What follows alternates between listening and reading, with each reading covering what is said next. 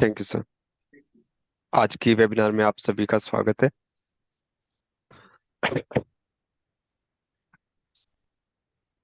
जैसे कि हमारा लास्ट 3-4 वेबिनार हुई हैं उसमें 43 BH को लेके काफ़ी इश्यूज रहे। तो आज हमारा मेन टॉपिक 43 BH है। तो इसलिए आज हम उसको नहीं लेंगे। मेरे पास एक क्वेरी आई थी, तो उसके बाद मुझे लगा कि ये चीज़ मुझे सभी के साथ शेयर करनी चाहिए। तो उसी चीज़ को लेकर मैं थोड़ा सा डिटेल में स्क्रीन शेयर के साथ कुछ बताना चाह रहा हूँ। अभी जो हमारे पास 3B आती है, उस 3B में जो इनपुट आता है, आईटीसी आता है, वो हमारा 2B से आता है। 2B में जो डाटा रिफ्लेक्ट होता है, वो डाटा जब हम 2B चेक करते हैं तो वहां से मैच हो जाता है। तो अभी मेरे पास एक क्वेरी आई थी जिसमें कुछ आईटीसी इनएलिजिबल कॉलम में शो हो रही थी, लेकिन जब वो 2B में चेक कर रहे थे तो वहां पर वो उस तरह का कोई डाटा रिफ्लेक्ट नहीं हो रहा था। तो किस तरीके से हम उस डाटा को चेक कर सकते हैं, कौन कौन से बिल वहां पर शो हो रहे हैं या किसके आईटीसी अवेलेबल नहीं है तो उस चीज को हम कैसे इजीली चेक कर सके, उस चीज को हम शेयर कर रहे अंकित सर। हैं। नमस्कार सर। नमस्कार सर। कमिश्नर सर के साथ में हैं अपने हमारे सर हैं अच्छा है। जीएसटी के। अब अच्छा है। नमस्कार नमस्कार। Welcome sir, welcome. नमस्कार। Welcome sir sir. वेलकम। हाँ, जीएसटी ऑफिस में आज हम आए हुए हैं सर के पास। Sir welcome sir. हाँ, welcome. Sir, to the platform of education. This is a purely educational platform, sir. बड़ा We are बड़ा proud to have a West Bengal officer with us. Okay okay, thank you. Sir आप attend करें, आप अच्छा लगेगा आपको sir. हाँ sir. ये हमारे पास रिटर्न डैशबोर्ड ओपन होता है।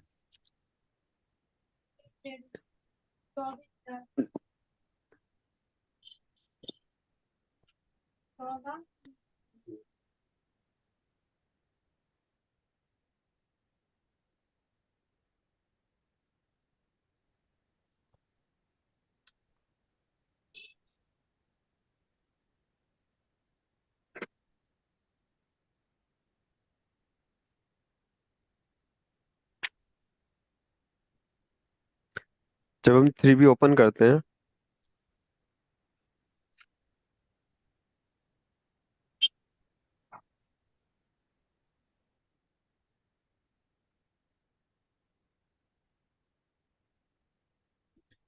3B का टेबल 4 है, एलिजिबल आईटीसी। तो टेबल 4 का जो भी पूरा डाटा है, जिस जिस कॉलम में आता है, वो 2B से आएगा। उसकी पूरी डिटेल 2B में रहती है।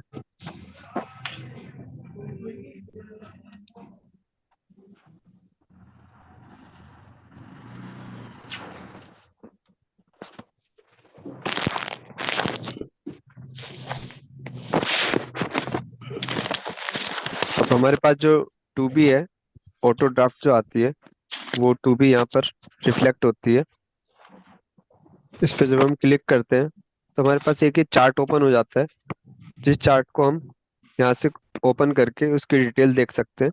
कितने हमारे B2B इनवॉइस है या डेबिट नोट है, ई कॉमर्स के थ्रू अगर कोई है, B2B इनवॉइस में कोई अमेंडमेंट हुआ है या कोई डेबिट नोट में अमेंडमेंट हुआ है, तो उसकी डिटेल यहाँ पर अलग अलग ओपन हो जाती है। इसी तरह पार्ट बी को लेकर भी जो पार्ट बी की डिटेल है, तो वो भी यहाँ पर मेंशन हो जाती है। अभी एक क्लाइंट के साथ क्या हुआ कि उसका जो 3B में इनपुट था, इनपुट पूरा रिफ्लेक्ट हो रहा था, लेकिन सबसे नीचे 4B2 में एक ऑप्शन आ रहा था जहाँ पर वो इनएलिजिबल आईटीसी को रिफ्लेक्ट कर रहा था कि आपको इतनी आईटीसी इनएलिजिबल कॉलम में मेंशन है।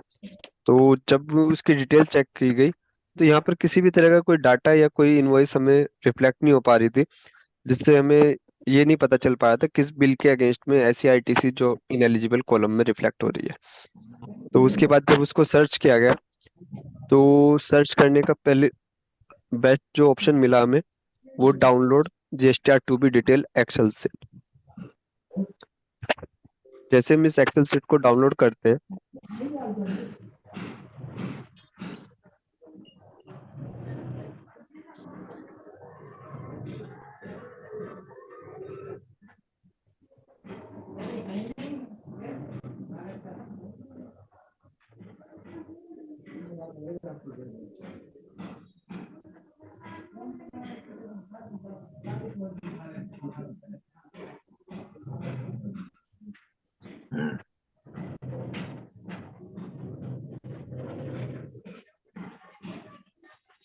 तो हमारे पास ये वाली एक्सेल शीट डाउनलोड हो जाती है।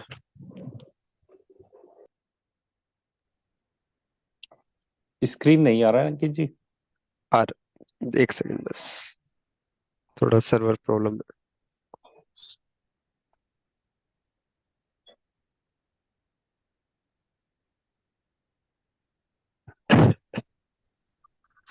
हाँ, स्क्रीन तो बिल्कुल ही क्लियर हो गई है, एकदम ब्लैक आ गया।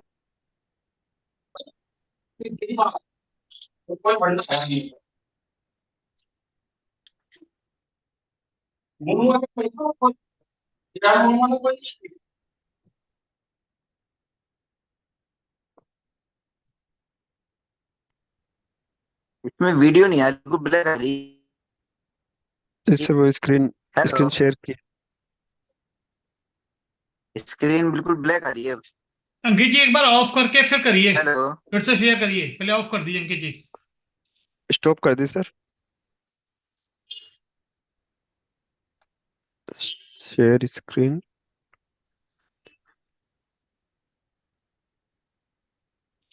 अभी तो अंकित जी आपकी सर बिल्कुल साफ आ रही थी स्क्रीन आपकी। हाँ जी, वो एक्सेल शीट कर रहा हूँ ना शेयर सर, तो उसमें प्रॉब्लम कर रहा है। जब मैं शेयर स्क्रीन,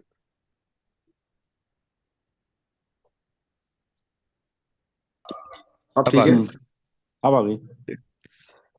इसमें ये एक्सेल शीट जो नहीं, डाउनलोड अभी हुई नहीं आई। थी, आ गई सर, आ रही रिफ्लेक्ट है हो रही अंकित जी, आ रही है, आ रही है इसमें। ना, अंकित भी ब्लैक ब्लैक आ रही है स्क्रीन। नहीं नहीं, वो तो कलर है, वो तो ब्लैक स्क्रीन नहीं है। बिल्कुल ब्लैक आ रही है। नहीं नहीं, बिल्कुल ब्लैक नहीं है, वो एक साइड में है, तो कलर इतना रहेगा उसमें वो तो। अच्छा। इसमें नीचे ऑप्शन आ रहा है, ITC available,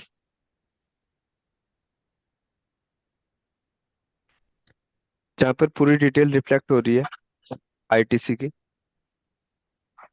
ITC not available, जो हमें आईटीसी नहीं मिलना है, ये उसकी जूम हो पूरी सकता है अंकित जी, ये जूम हो डिटेल। सकता है। एक से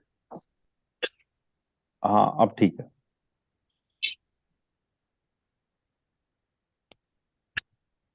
उसके बाद नीचे एक सीट है B2B।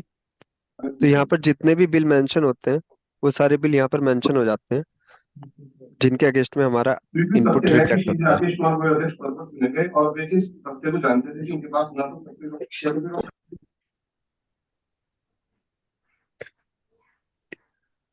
यहाँ पर जो ऑप्शन है,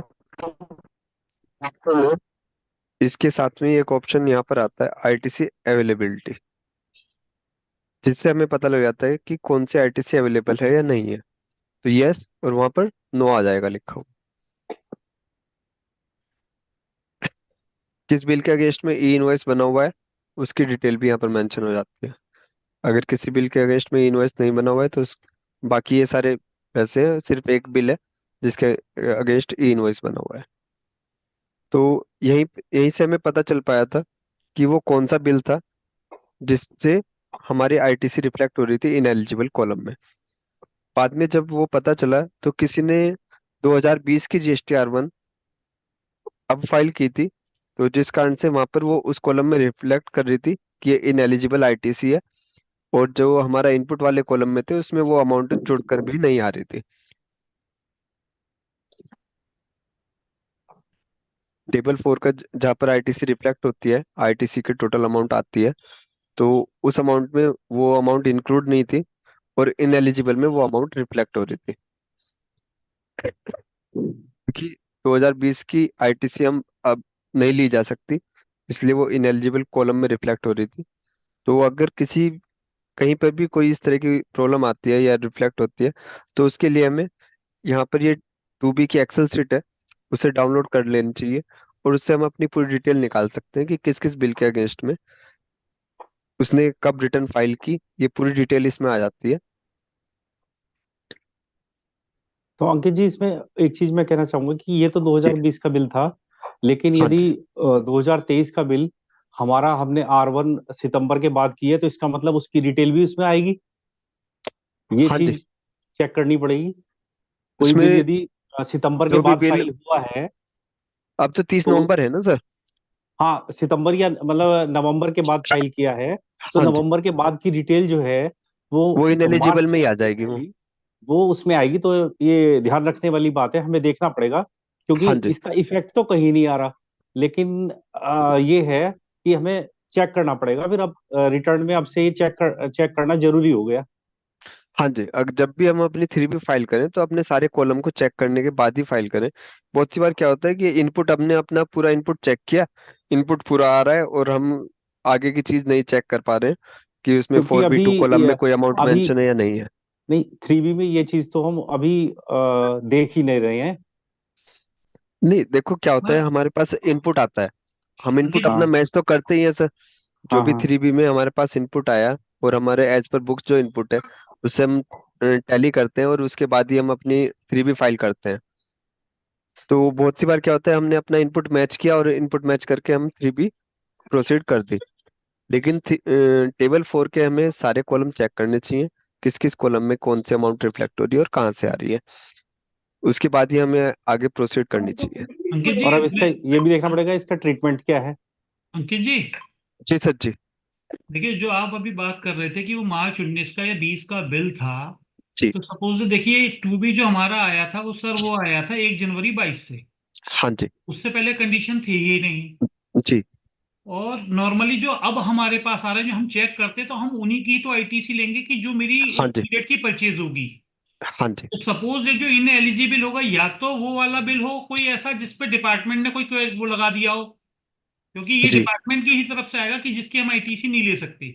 हाँ जी। दो कॉलम जो डिपार्टमेंट ने खोले हैं कि आईटीसी एलिजिबल और आईटीसी नॉट अवेलेबल, वो जी डिपार्टमेंट के उस पर है कि वो उसके जो क्रॉस चेक्स हैं अपने। हाँ तो जी। सर यहाँ तो 22 का था, तो 22 का तो हम वैसे वो सॉरी 19 का था, तो 19 का तो हाँ हम जी। वैसे भी नहीं ले सकते थे, हाँ जी सर। क्योंकि हमने तो देखिए, उस टाइम ले चुके होंगे ना उसको। जी सर, उसमें दरअसल में क्या है सर, मेरा बताने का पर्पज सिर्फ इतना था। बहुत जी। सी बार क्या होता है, कोई अमाउंट रिफ्लेक्ट हो रही है, हम्म। हमें उस यही नहीं पता लगेगा किस बिल के अगेंस्ट की अमाउंट रिफ्लेक्ट हो रही है क्या है। तो बेसिक बताने का मेरा पर्पज ये था कि हम उस एक्सेल सीट को डाउनलोड करके इजीली ये चेक कर सकते हैं जी कि कहाँ से कौन सा अमाउंट किस कॉलम में रिफ्लेक्ट हो रहा है।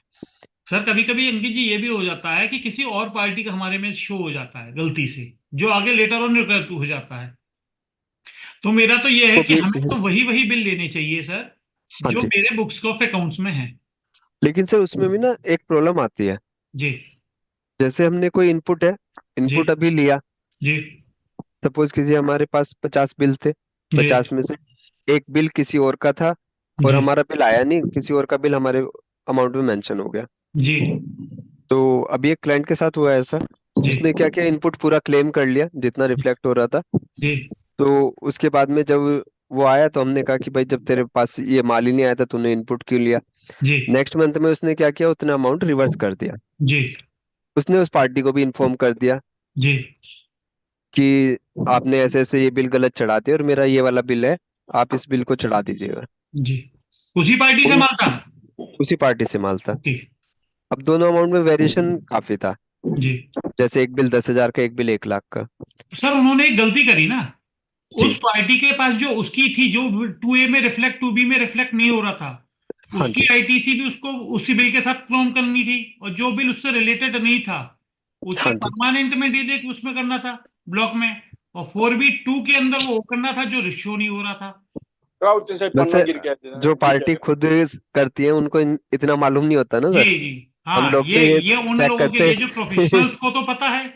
हाँ जी। हाँ, क्योंकि ये तो पेनल्टी लगा सकता है अधिकारी यदि आपने हाँ क्लेम जी। कैसे कर ली। अब उसके साथ ये प्रॉब्लम हुई, तो जब उसने नेक्स्ट मंथ में क्या हुआ, सामने वाली पार्टी ने जैसे ही डाटा ठीक किया जी। तो ऑटोमेटिक आईटीसी कम हो गई। बस। अब वो आईटीसी जैसे बढ़ाता है तो आईटीसी बढ़ाती है रेड मार्क हो गया। बिल्कुल। तो क्योंकि उसने वहां वो नहीं करी ना, रिवर्स नहीं करी थी ना अपना हाँ जी। क्लेम करके, अब उसके लिए टेम्परेरी तीन रिवर्स महीने नहीं किया।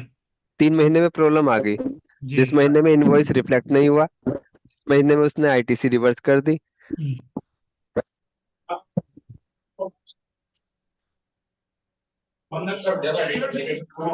करेक्शन हुआ है, तो जब डाटा करेक्शन हुआ जी। तो रेड मार्क की वजह से उसमें अच्छा से अंकल जी, नोटिफायर। एक जी इसी को एक दूसरा रिवर्स करके चलते हैं। सपोज जैसे आप बता रहे हो 19 का बिल था हाँ जी और मैंने क्लेम कर लिया रिसिपेंट ने, जी और उस टाइम के पीरियड में क्योंकि उसने फाइल नहीं किया था तो नहीं शो हो रहा था। जी आज की डेट में 19-20 का जब भी असेसमेंट होएगा और मेरे पास यदि नोटिस आता है हाँ जी कि भाई ये आपने क्लेम किया जो आपका रिफ्लेक्ट नहीं हो रहा है, जी और आज की डेट में मैं उसे शो करके दिखा देता हूँ कि ये 2A में आज की डेट में रिफ्लेक्ट कर रहा है, तो हाँ क्या जी। पोजीशन बनेगी? दरअसल में क्या है सर, जो उसका इनपुट है, जी इनपुट तो उसी टाइम अगर ले लिया है जी। तो उसका इनपुट एक बार को इसमें 183 सर्कुलर के बाद 19-20 के लिए भी एक सर्कुलर आया था। 193 सर्कुलर 19-20 के वन लिए, 183 जो आया था वो 17-18 18-19 के लिए था और कि अगर 19-20 के आपका लिए कोई 193 था। हाँ, 193, 193 है सर। 19, 20, 20, 21 के जी लिए। जी। जी। नहीं 19-20 के लिए है शायद सर हाँ वो। 19-20 से लेके 31 मार्च 21 तक, 31 31 दिसंबर मार्च 21 तक के लिए। 20 20 सर। 31 2 साल की दिसंबर पीरियड में। 21 तक है अच्छा पूरा। 31 दिसंबर 21 तक। पूरा। ठीक। और हाँ स्टार्टिंग में सर, एक एक 20% का 22 है, से फिर उसके वो बाद आ गया था 10% 2 का है। पे। जी तो उसमें जो आईटीसी है, आईटीसी वो ऐड नहीं कर रहा है। जो हमारा टेबल 4 की आईटीसी आती है, उस जी। आईटीसी में उस अमाउंट को उसने ऐड कहीं नहीं किया। इनएलिजिबल में तो उसने मेंशन कर रखी थी वो अमाउंट। नहीं सर, मेरा अंकित जी वही क्वेश्चन है कि डिपार्टमेंट जब मुझको नोटिस देगा कि 19-20 का जो मेरा पोर्टल है 2A में वो पर्टिकुलर बिल शो नहीं कर रहा, हाँ जी तो हाँ मैं जी, आपको वो हम आईटीसी यहाँ नहीं से दूंगा वो यहाँ जबकि से दे मैंने सकते हैं। आईटीसी टाइमली क्लेम कर ली हाँ जी 16(2) की कंडीशंस को प्रॉपर करते हुए। जी जी जी। आज की डेट में 23-24 में यदि मुझे वो दिख जाता है, इवन वो इन एलिजिबल में दिखा रहा है, हाँ जी बट मेरे हिसाब से तो वो एलिजिबल है क्योंकि आज की डेट में तो पोर्टल पे आ गया ना। जी डिपार्टमेंट को तो पर्पस ये है कि ये जो एंट्री है उस पर टैक्स पे हुआ या नहीं हुआ। हाँ जी जी सर, बिल्कुल सर। भले मेरा आज यदि जनवरी 24 में वो मेरे लिए इनएलिजिबल है या उसकी आईटीसी नहीं ले सकता, मैं लीगली भी नहीं ले सकता क्योंकि मैं ऑलरेडी ले चुका हूं उसकी, हाँ हाँ जी बट डिपार्टमेंट इस ग्राउंड पर मुझको बेनिफिट मिल जाएगा जी कि सर। वहां 2A नहीं दिख रहा, तो इस वजह से उसको रिवर्स भी कर सकता है डिपार्टमेंट। मेरा ये कहना था। नहीं सर, बिल्कुल सही कह रहे हैं सर आप।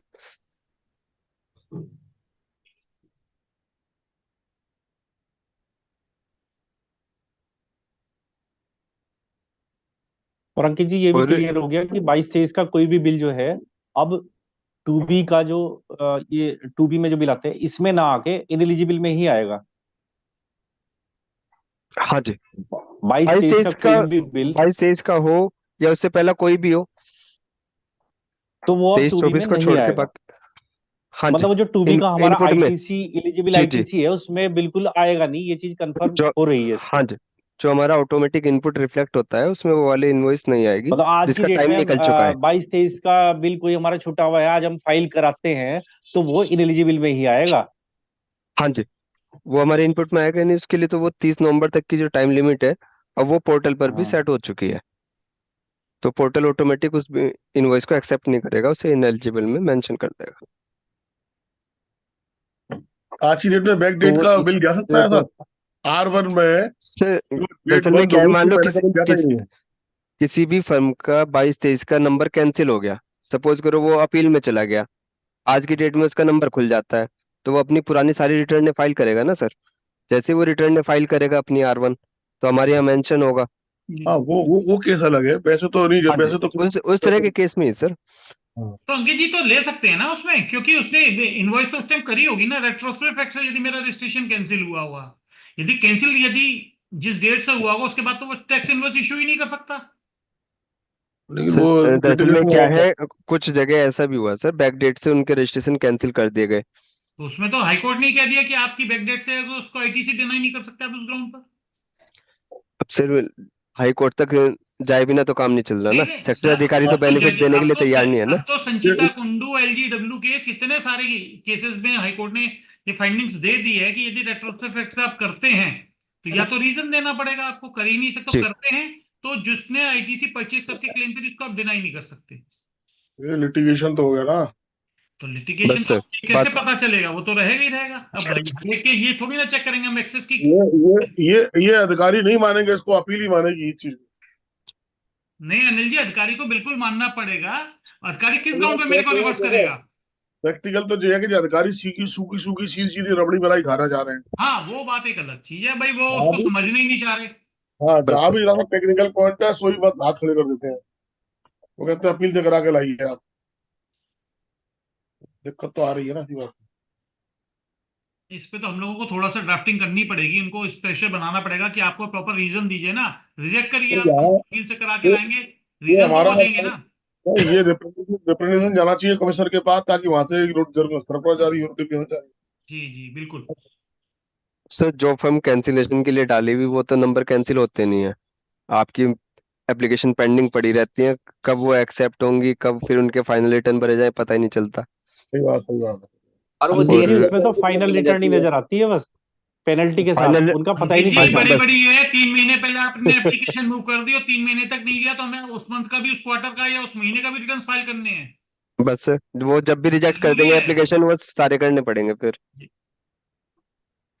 और उनके लिए लेट कोई फीस के टाइम साथ लिमिट करने ही नहीं है पड़ेंगे। सर ऑर्डर करने के लिए। और अंकित जी लेट फीस के साथ करने पड़ेंगे रिटर्न दाखिल वो जी भी। सर। हाँ जी सर, वही बात है, क्योंकि उनके पास कोई टाइम लिमिट अपने ऑर्डर करने के लिए नहीं दी ना उन्हें। हमारे लिए है भाई बस अगर टाइम किसी ने, लिमिट। हाँ जी, हमारे लिए सारी टाइम लिमिट है।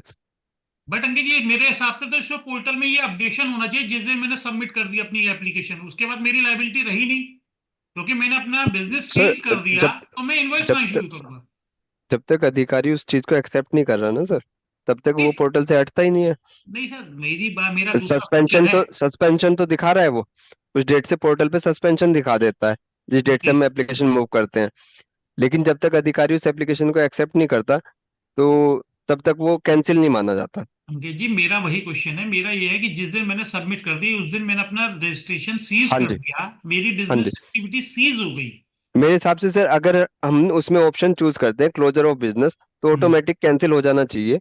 बिल्कुल। उसमें उस तरह का कोई एक डेडलाइन ये आ क्वेरी जाइए, नहीं रहनी सात चाहिए। दिन, हाँ जी। 7 दिन या 15 दिन की है कि यदि हाँ जी। अधिकारी ऑब्जेक्शन नहीं लगाया तो ऑटो कैंसिल हो बस जाना। ऑटो कैंसिल हो जाना चाहिए सर।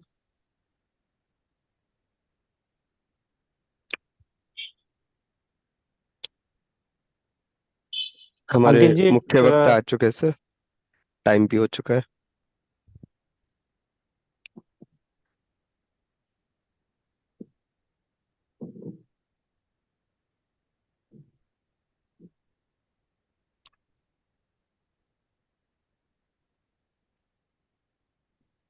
अंकित जी, हाँ जी। अंकित जी, जी चर्चा ये हो रही थी कि हमें अप्लाई कर देते हैं कैंसिलेशन के लिए। एक मैं आधा 5 सेकंड की बात कर रहा हूँ। जी जी सर जी। भाई हमने अप्लाई कर दिया और डिपार्टमेंट वाले ऑफिसर हैं वो उसको अब हमारे को एक्सेप्ट नहीं कर रहे एक्सेप्ट सर। नहीं कर रहे हैं।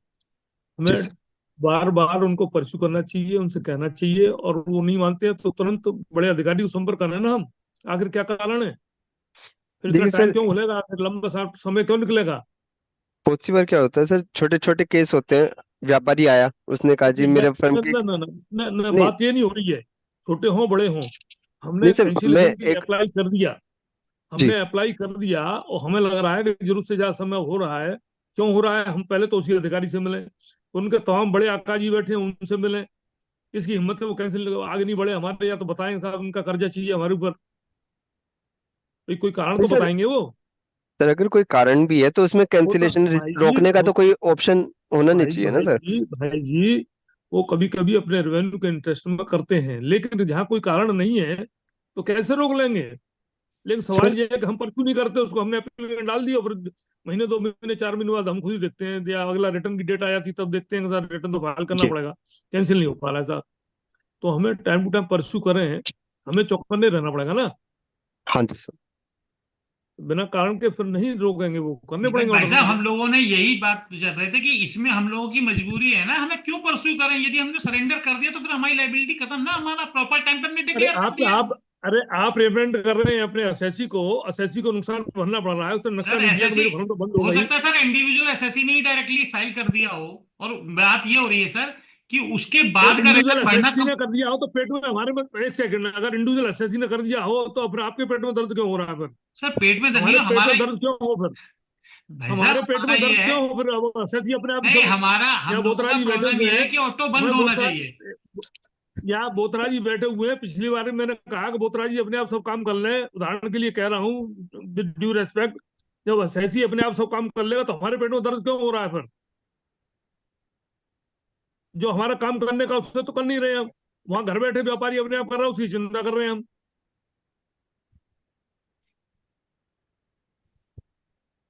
सर मेरे हिसाब से ग्रीवेंस तो डाल देनी चाहिए अपने सेफ्टी के लिए। जरूर सर। अरे हमें सब कुछ करना चाहिए सर, हमें करें, सब कुछ करना चाहिए हमें, लेकिन जो काम करने का वो जरूर करना चाहिए। बात आपकी सही है। सर बंद की फीस लगने के फीस बंद की एप्लीकेशन लगने के बाद तो फीस भी नहीं मिलेगी। और अब तो डिपार्टमेंट वाले अब नया काम शुरू कर दिया इन्होंने, अभी आईटीसी ब्लॉक कर रहे हैं। तो वो तो पहले से ही है। हाँ अंकित जी, नहीं नहीं, वो अब तो नया शुरू कर दिया। अब जो जितनी डिमांड खड़ी हुई है सेल टैक्स में, अब उन्होंने उतने ही अमाउंट से ब्लॉक शुरू कर दिया करना आईटीसी। सर अभी मेरे पास तो 2-3 केस हाँ, ऐसे भी पुरानी आए हैं बैट जिसमें बैट की उन्होंने खुद डिमांड है, डिमांड निकाली उसका और भी। उन्हें एडजस्ट भी कर ली। हमें यही नहीं पता चला कब उन्होंने डिमांड आईटीसी से एडजस्ट कर ली। वो तो और वो DRC 07 का आना था। कि जी वो सर चेंज हो ना, अब तो वेट की डिमांड को वो एडजस्ट कर सकते हैं ना डीआरसी 7A से। हाँ, जी हाँ, सर, वही पुरानी बैट जो की वो डिमांड रिकवरी उन्होंने कर उन्हें रहे करी हैं, थी। उन्हें नोटिस देने रिकवरी की कर रहे हैं आवश्यकता ही सर, नहीं है। वो रिकवरी कर रहे हैं सर ऑटो। हाँ, रिकवरी में एडजस्ट कर दे रहे हैं आपके। जी। आप सभी मुझे क्षमा करें, पंकज शाह जी आ चुके हैं हमारे मध्य में। मेरा निवेदन है कि वो अपना कैमरा ऑन कर लें और म्यूट अपना बंद कर लें, चालू कर लें। सर नमस्कार। आदरणीय हर्ष सर। जी। Welcome sir, Pankaj sir welcome. नमस्कार नमस्कार साहब। सर नमस्कार सर, सॉरी आपको आपको थोड़ा सा इंतजार करना पड़ा, एक आध मिनट। नहीं नहीं, कोई दिक्कत नहीं सर। नहीं सर, टॉपिक में चल रहा मुख्य है, पहले चलो डिस्कस कर लें तो पहले। जी जी, तो मुख्य हम 43B के ऊपर डिस्कशन शुरू कर देते हैं सर। सर एक सेकंड सर, अभी सर पहले सर सर वेलकम सर, जी आपको वेलकम करा के सर मैं रिक्वेस्ट करूंगा पहले कि जो लोग आपके बारे में जानते नहीं है, थोड़ा सा पहले आपका परिचय करा दूं। तो मैं शैलेश जी से रिक्वेस्ट करूंगा, शैलेश विश्वकर्मा जी, छतरपुर मध्य प्रदेश से। शैलेश भाई जरा पहले पंकज सर का जरा थोड़ा सा परिचय दे दें, जिसे जो श्योर लोग सर, श्योर सर। जो लोग पहली बार आए हैं उनको पता जी नहीं है सर, जी सर के सर, बारे में, सर की ज्ञान के बारे में, हमारे सरस्वती जी पुत्र सर, कितने विद्वान हैं। जी सर, जी सर। सभी वरिष्ठ जनों के चरणों में प्रणाम करते हुए मैं छतरपुर से शैलेश विश्वकर्मा आप सभी का स्वागत करता हूं, खासकर पंकज सर का। और पंकज सर कुछ ऐसे वक्ताओं में से हैं जिनको हम लगातार और बराबर सुनना चाहते हैं। पिछले कई बार कई वक्ता हमारे मध्य में ऐसे आ चुके हैं जिनको हम कई कई बार सुनना चाहते हैं। उनमें से श्री पंकज जी ऐसे सदस्य हैं, ऐसे वक्ता है जिनको हम बार बार सुनना चाहते हैं। इनका परिचय मैं आपके सामने रख रहा हूँ। किसी का माइक्रोफोन ऑन है कृपया बंद कर लें, उनकी आवाज रिफ्लेक्ट हो रही है मेरे मोबाइल पे। क्योंकि 2 माइक्रोफोन लगे हुए हैं उनके, दो दो सेट लगे हुए हैं उनके। जिनके भी लगे हो वो बंद कर लें कृपया। मैं उनका परिचय के सामने रखता हूँ, एक मिनट।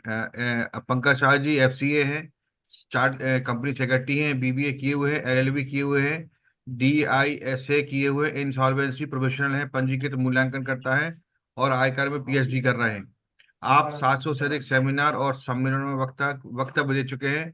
आप इंदौर विश्वविद्यालय के सलाहकार बोर्ड के सदस्य भी हैं। आप विभिन्न समाचार पत्रों पर नियमित रूप से कॉलम भी लिखते हैं।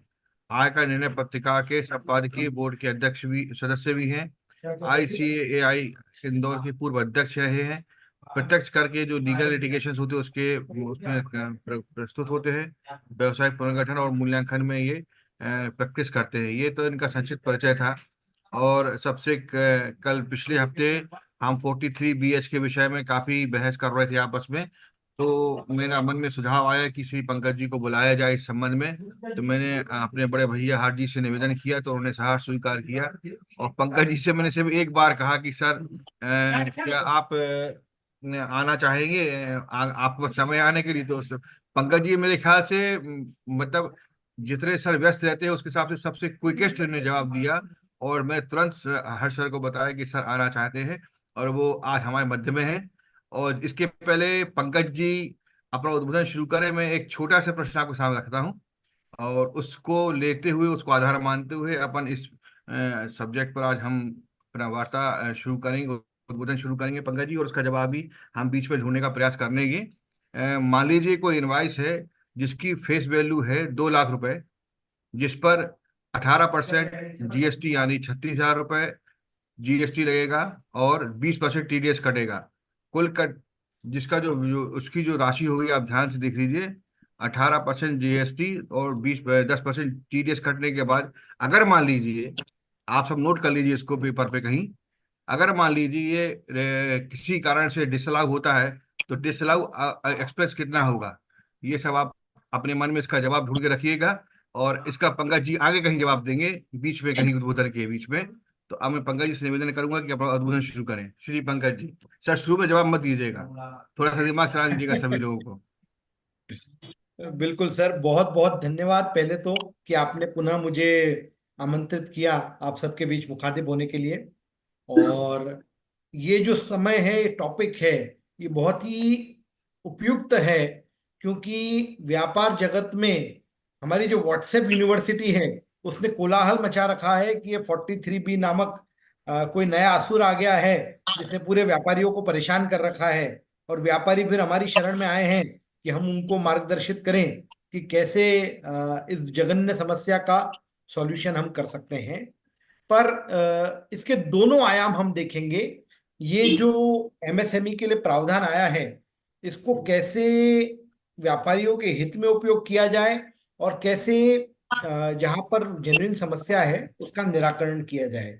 ये प्रावधान लाए क्यों गए हैं, तो इसके पहले हमें ये जानना समझना जरूरी है साहब कि एमएसएमई हमारे देश की रीढ़ की हड्डी है। आपने इस बजट में अगर वित्त मंत्री महोदया की स्पीच सुनी होगी तो उन्होंने बताया कि इस बार पर्सनल इनकम टैक्स कंपनी के इनकम टैक्स से ज्यादा है। मतलब अब जो है, पहले कॉर्पोरेट इनकम टैक्स बहुत हुआ करता था, अब पर्सनल इनकम टैक्स जो है वो ज्यादा हुआ है। और कहीं ना कहीं उसमें बहुत बड़ा एक योगदान हमारी सूक्ष्म लघु मध्यम उद्योगों का है। हमारे देश की अर्थव्यवस्था का लगभग 30% योगदान जो है वो एमएसएमई से आता है। लगभग 12 करोड़ से अधिक लोगों को रोजगार ये एमएसएमई का सेक्टर देता है। 40% एक्सपोर्ट इस सेक्टर से होता है। तो इसको बढ़ावा देने के लिए ये एमएसएमई का एक्ट 2006 में बना गया था। पर वो कहते हैं ना कि 2006 से 18 तक तो ये सोता रहा, कुछ इसमें फ्रूटफुल ज्यादा हुआ नहीं। 2018 में कंपनियों के ऊपर एक नियम लागू किया गया कि भैया जितनी कंपनी है उनको बताना पड़ेगा कि एमएसएमई से कितना व्यापार करते हैं, कितना देय है, उनको कितना पेमेंट करना बाकी है। जब ये एमएसएमई से रिलेटेड रूल्स कंपनीज के आए तो उसके बाद कुछ हलचल मची, पर फिर भी बहुत ज्यादा कुछ नहीं हुआ, क्योंकि कंपनियां बोलती थी हमको पता ही नहीं भैया कि कौन एमएसएमई से हम डील कर रहे हैं, जिससे हम माल खरीद रहे हैं वो एमएसएमई है या नहीं, यही हमको नहीं पता। और यही प्रश्न जो है, इसके कारण इस एक्ट का बहुत ज्यादा कुछ हो नहीं पाया। हम आगे देखें कि पहले हमें समझना जरूरी है। सर कोई म्यूट वॉइस गूंज रही है तो अनम्यूट कर लें सब लोग अपने आप को। हम देखें कि ये एमएसएमई होता क्या है, इसको समझना बहुत जरूरी है। कोई भी एंटिटी माइक्रो में कब आएगी, स्मॉल में कब आएगी और मीडियम में कब आएगी। जब ये समझने की बात आती है तो माइक्रो के लिए उन्होंने दो लिमिट है, टर्नओवर की लिमिट और प्लांट एंड मशीनरी में इन्वेस्टमेंट की लिमिट। टर्नओवर 5 करोड़ से कम है और प्लांट एंड मशीनरी में 1 करोड़ से कम लगाया है तो वो सूक्ष्म हो जाएगा, माइक्रो यूनिट हो जाएगी। टर्नओवर 5 करोड़ से ज्यादा है पर 50 करोड़ से कम है, प्लांट एंड मशीनरी में 10 करोड़ से कम लगाया है तो वो स्मॉल हो जाएगी। और 50 करोड़ के ऊपर अगर कोई यूनिट होती है तो वो मीडियम में आती है, 250 करोड़ तक। हमारा सरोकार केवल माइक्रो और स्मॉल से है, क्योंकि ये जो नया प्रावधान है 43BH, ये मीडियम लेवल की एंटरप्राइज पे लागू नहीं होता। तो केवल माइक्रो एंड स्मॉल अंडरटेकिंग से हमारा वास्ता है। दो चीजें, टर्नओवर 50 करोड़ से कम होना चाहिए और प्लांट एंड मशीन में 10 करोड़ से कम लगा हुआ हो, तो वो एमएसएमई में माइक्रो और स्मॉल के अंतर्गत रजिस्ट्रेशन की पात्र है। पहला सवाल ये कि टर्नओवर गिनेंगे कैसे। तो टर्नओवर गिनने के लिए लोकल टर्नओवर देखना है, एक्सपोर्ट टर्नओवर इग्नोर कर देना है। मेरे 5 अलग अलग जीएसटी नंबर हैं, पांचों का टर्नओवर जोड़ दे, 1 पेन 1 एंटरप्राइज। तो एक पेन से जुड़े हुए जितने भी जीएसटी नंबर हैं, संस्थाएं, उन सब का टर्नओवर कुल मिला के देख के उस पेन पे देखा जाएगा कि उस पेन नंबर पे जितना टर्नओवर हुआ है वो हमारे लिए टर्नओवर हो जाएगा। तो 1 पेन 1 एंटरप्राइज और टर्नओवर जो है लोकल टर्नओवर देखा जाएगा, एक्सपोर्ट टर्नओवर नहीं। तो लोकल टर्नओवर अगर हमारा सारी यूनिट्स का मिला के 50 करोड़ से कम है तो हम स्मॉल में रजिस्टर हो सकते हैं। Investment in plant and machinery की बारी आती है तो ये क्या होता है? Investment in plant and machinery मतलब जो WDV है टैक्स ऑडिट रिपोर्ट में प्लांट एंड मशीनरी वाले ब्लॉक की, उसको कंसिडर करना है साहब। हमें ग्रॉस ब्लॉक नहीं देखना, ओरिजिनल इन्वेस्टमेंट से कोई मतलब नहीं, नेट ऑफ डेप्रिसिएशन जो मेरा WDV है उसको देखना है, और वो भी प्लांट एंड मशीनरी वाले ब्लॉक में। तो इनकम टैक्स में प्लांट एंड मशीनरी के ब्लॉक में और क्या क्या आ जाता है? तो plant and machinery, motor vehicle भी उसी में आ जाते हैं। तो वो प्लांट एंड मशीनरी में जितना इन्वेस्टमेंट अगर वो 10 करोड़ से कम है तो हमारी यूनिट स्मॉल में आ जाएगी। तो 50 करोड़ टर्नओवर, 10 करोड़ तक प्लांट एंड मशीनरी में इन्वेस्टमेंट, ये दो कंडीशन अगर सेटिस्फाई हो रही है तो फिर हम MSME में रजिस्ट्रेशन के लिए पात्र हैं। 43B क्या बोलता है कि अगर मैंने माइक्रो और स्मॉल एंटरप्राइज को पेमेंट किया, वो पेमेंट सेक्शन 15 के ड्यू डेट के बाद किया, तो वो अगर 31 मार्च के बाद है तो वो खर्चा एक्चुअल पेमेंट बेसिस पे अलाउ होगा। उदाहरण के तौर पे अगर 1 अप्रैल का बिल है, मियाद 45 दिन में पेमेंट करना है, मैंने साल भर के आखिरी दिन पेमेंट किया 31 मार्च को, पर क्योंकि पेमेंट सेम साल में हो गया तो मुझे 43BH का कोई फर्क नहीं पड़ेगा। पर अगर ये 1 फरवरी का बिल है और मैंने मात्र 2 महीने बाद पेमेंट किया 1 अप्रैल को, तो क्योंकि ड्यू डेट एक्सपायर हो गई और मैंने 31 के बाद पेमेंट किया, तो मेरा खर्चा इस साल डिसअलाउ हो जाएगा, अगले साल जाके अलाउ होगा। ये इंपॉर्टेंट है। तो साल भर के पेमेंट में फर्क नहीं पड़ा, पर अगर 45 दिन के बाद ईयर क्रॉस हो गया आपका तो वो खर्चा एक्चुअल पेमेंट बेसिस पे अलाउ होगा। हम जो 43B में समझते हैं कि due date of filing return तक पेमेंट कर दें खर्चा अलाउ हो जाएगा, तो वो अब समस्या यहां पर नहीं है। अब हमारा जो खर्चा अलाउ होगा वो खर्चा एक्चुअल पेमेंट के बेस पे अलाउ होगा, और उसमें ड्यू डेट फाइलिंग रिटर्न नहीं है। 31 मार्च को खर्चा पेमेंट कर दिया, अलाउ। 1 अप्रैल को किया और ड्यू डेट क्रॉस हो गई तो खर्चा डिसअलाउ, वो अगले साल में ही अलाउ होगा। ये 43B का बेसिक प्रोविजन है। Due date of filing return की जो एक्स्ट्रा टाइम लिमिट मिलती है वो इस प्रोविजन के लिए नहीं है। 43B के H क्लॉज जो हम डील कर रहे हैं उसको एक्सेप्शन इन्होंने दे रखा है। अब सेक्शन 15 MSME एक्ट का जो इसका आधार है वो क्या कहता है? अगर आप किसी सप्लायर को पेमेंट कर रहे हैं तो वो पेमेंट 2 प्रकार का हो सकता है। या तो एग्रीड हो आपकी ड्यू डेट उसके अंदर की इतने दिन में पेमेंट करना है, और अगर एग्रीड नहीं है तो वो 15 दिन। पर अगर एग्रीड है तो किसी भी सूरत में आपका एग्रीमेंट पीरियड अगर 45 दिन से ज्यादा है तो उसको 45 दिन ही मान लिया जाएगा। ये चार्ट के माध्यम से हम देखें और समझें। अगर मेरा रिटर्न एग्रीमेंट है, यस, तो एग्रीड पीरियड जितना है उतने दिन में मुझे पेमेंट करना है। मेरा बिल 1 फरवरी का है, मेरा एग्रीड पीरियड 30 दिन है, तो 1 मार्च तक मुझे पेमेंट करना है। अगर मेरा एग्रीड पीरियड 7 दिन का है तो 1 फरवरी का बिल है तो 7 तारीख तक पेमेंट करना है। जो एग्रीड पीरियड है वो है, पर ये 45 दिन से ज्यादा नहीं हो सकता। 45 दिन से कम है तो वो एप्लीकेबल मान लिया जाएगा। अगर मेरे बिल पे लिखा है 7 दिन में पेमेंट करें तो 7 दिन मेरे लिए एग्रीड पीरियड हो गया। पर अगर उसमें लिखा है 60 दिन में पेमेंट करें तो 45 दिन पे रुक जाएगा। 45 दिन के ऊपर को जो है MSME एक्ट में मान्य नहीं किया जाएगा। तो ये मेरे डेट ऑफ एक्सेप्टेंस है 45 दिन मैक्सिमम। अगर लिखित में कोई अनुबंध नहीं है तो 15 दिन में मुझे पेमेंट करना है। अब इसको कुछ उदाहरण से और हम समझेंगे, पर ये दिन 15 दिन या 45 दिन किस दिन से गिने जाएंगे? तो यहां इनवॉइस डेट का कोई मतलब नहीं है, कोई सरोकार नहीं है। एक्चुअल डिलीवरी ऑफ गुड्स जिस दिन हुई उस दिन से 15 दिन या 45 दिन देखेंगे। मैंने गुड्स की डिलीवरी करी या सर्विस रेंडर करी, जिस दिन वो हो गया उस दिन से 45 दिन देखे जाएंगे, ना कि इनवॉइस की डेट से।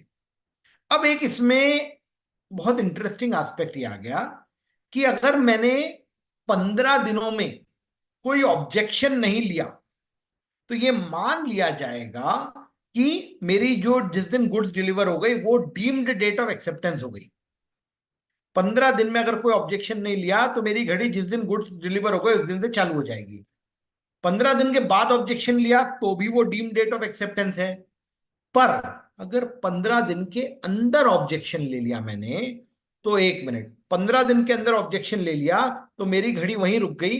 अब मेरे 15 या 45 दिन उस दिन से चालू हो गए जिस दिन मेरा सप्लायर उस ऑब्जेक्शन को डिस्पोज करेगा। मैंने शैलेश जी से कुछ माल परचेज किया है, शैलेश जी ने जो है मेरा कंसल्टेंसी सर्विस दी, शैलेश जी एमएसएमई हैं। अब शैलेश जी को पेमेंट करना है, मैंने शैलेश जी को ओपिनियन दिया था, शैलेश जी ने मेरे को बिल रेज कर दिया, उनको ओपिनियन प्राप्त जो है हो गया, मैंने बिल रेज कर दिया शैलेश जी को। अब शैलेश जी ने 15 दिन के अंदर अंदर मेरे को मेल डाला कि सर आपके ओपिनियन में ये आपने केस लॉ तो कंसिडर ही नहीं किया, तो आपका ओपिनियन गलत है। अब मैंने, मेरे को वो ऑब्जेक्शन प्राप्त हो गया शैलेश जी का। अब मैंने उनका केस लॉ पढ़ा या देखा कि उनको क्वालिटी देखी या जो भी इशू है, फिर मैंने बोला कि नहीं नहीं, ये जो आप केस लॉ बोल रहे हो ये ऑलरेडी ओवर रूल हो चुका है, तो मेरा ओपिनियन सही है। तो जिस दिन मैं इनको जवाब देके इनका ऑब्जेक्शन डिस्पोज करूंगा, मेरे 45 दिन की घड़ी उस दिन से शुरू होगी। मैंने शैलेश जी से कोई माल खरीदा, वो माल खरीदा, मैंने बोल दिया कि यार आपके माल में तो गड़बड़ है, इसकी क्वालिटी डाउन लग रही है मेरे को। तो शैलेश जी ने बोला अच्छा मेरे को सैंपल भेजिए, मैंने सैंपल भेजा।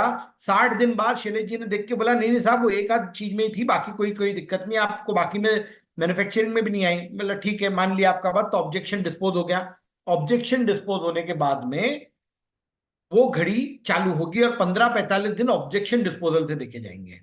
तो ये महत्वपूर्ण एस्पेक्ट है कि डेट ऑफ एक्सेप्टेंस इंपॉर्टेंट है, जिस दिन माल डिलीवर हो गया वो, पर अगर 15 दिन में कोई ऑब्जेक्शन लग जाता है तो डेट ऑफ एक्सेप्टेंस फिर तब होगा जिस दिन ऑब्जेक्शन डिस्पोज हो रहा है, उस दिन से ये 15 या 45 दिन गिने जाएंगे। अब कई लोग एक हाथ केस में हो सकता है ऑब्जेक्शन वाली स्थिति हो, हर केस में बोल दें कि ऑब्जेक्शन है, तो वो आटे में नमक चलता था, नमक में आटा नहीं चलता साहब, ऐसा ना करें। उस केस में फिर सारी जो है चीजें डाउटफुल हो जाएंगी। एक हाथ केस में डिस्प्यूट हो सकता है, हर केस में डिस्प्यूट नहीं हो सकता, इसको संज्ञान में ले। अब इनवॉइस की डेट का महत्व नहीं है, actual delivery of goods important है।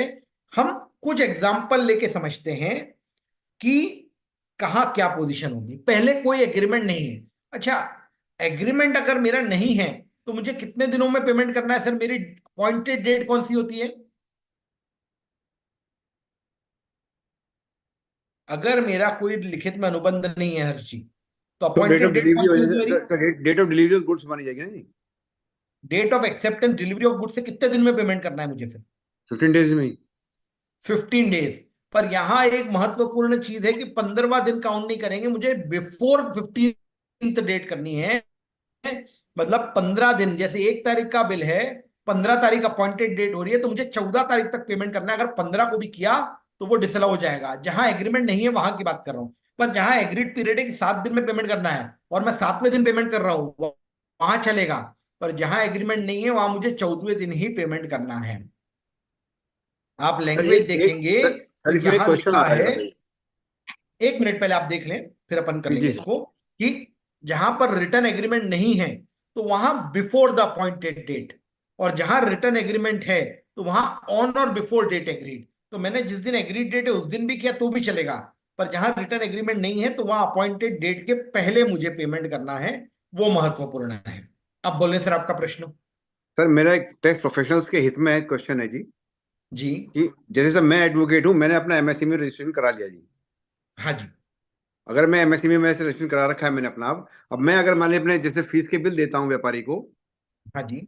उसमें सब लिखा हुआ है एक्सपीडाइट द पेमेंट या make the payment at the earliest या कुछ, या जो भी मैं लिखूं सब में, तो क्या वो व्यापारी पे वही मेरा बिल भी लागू होगा सर उस पर जी, उस पर ये बिल्कुल कंडीशन? लागू होगा, मैं आगे इसको और व्याख्या करूंगा आपको, आप निश्चिंत क्योंकि रहें। मैं ये चाह रहा हूँ ना कि बिल्कुल जितने टैक्स प्रोफेशनल्स हैं, एडवोकेट्स हैं, वो सबसे ज्यादा बेचारे मारे जाते हैं कि उन्हें फीस नहीं मिलती।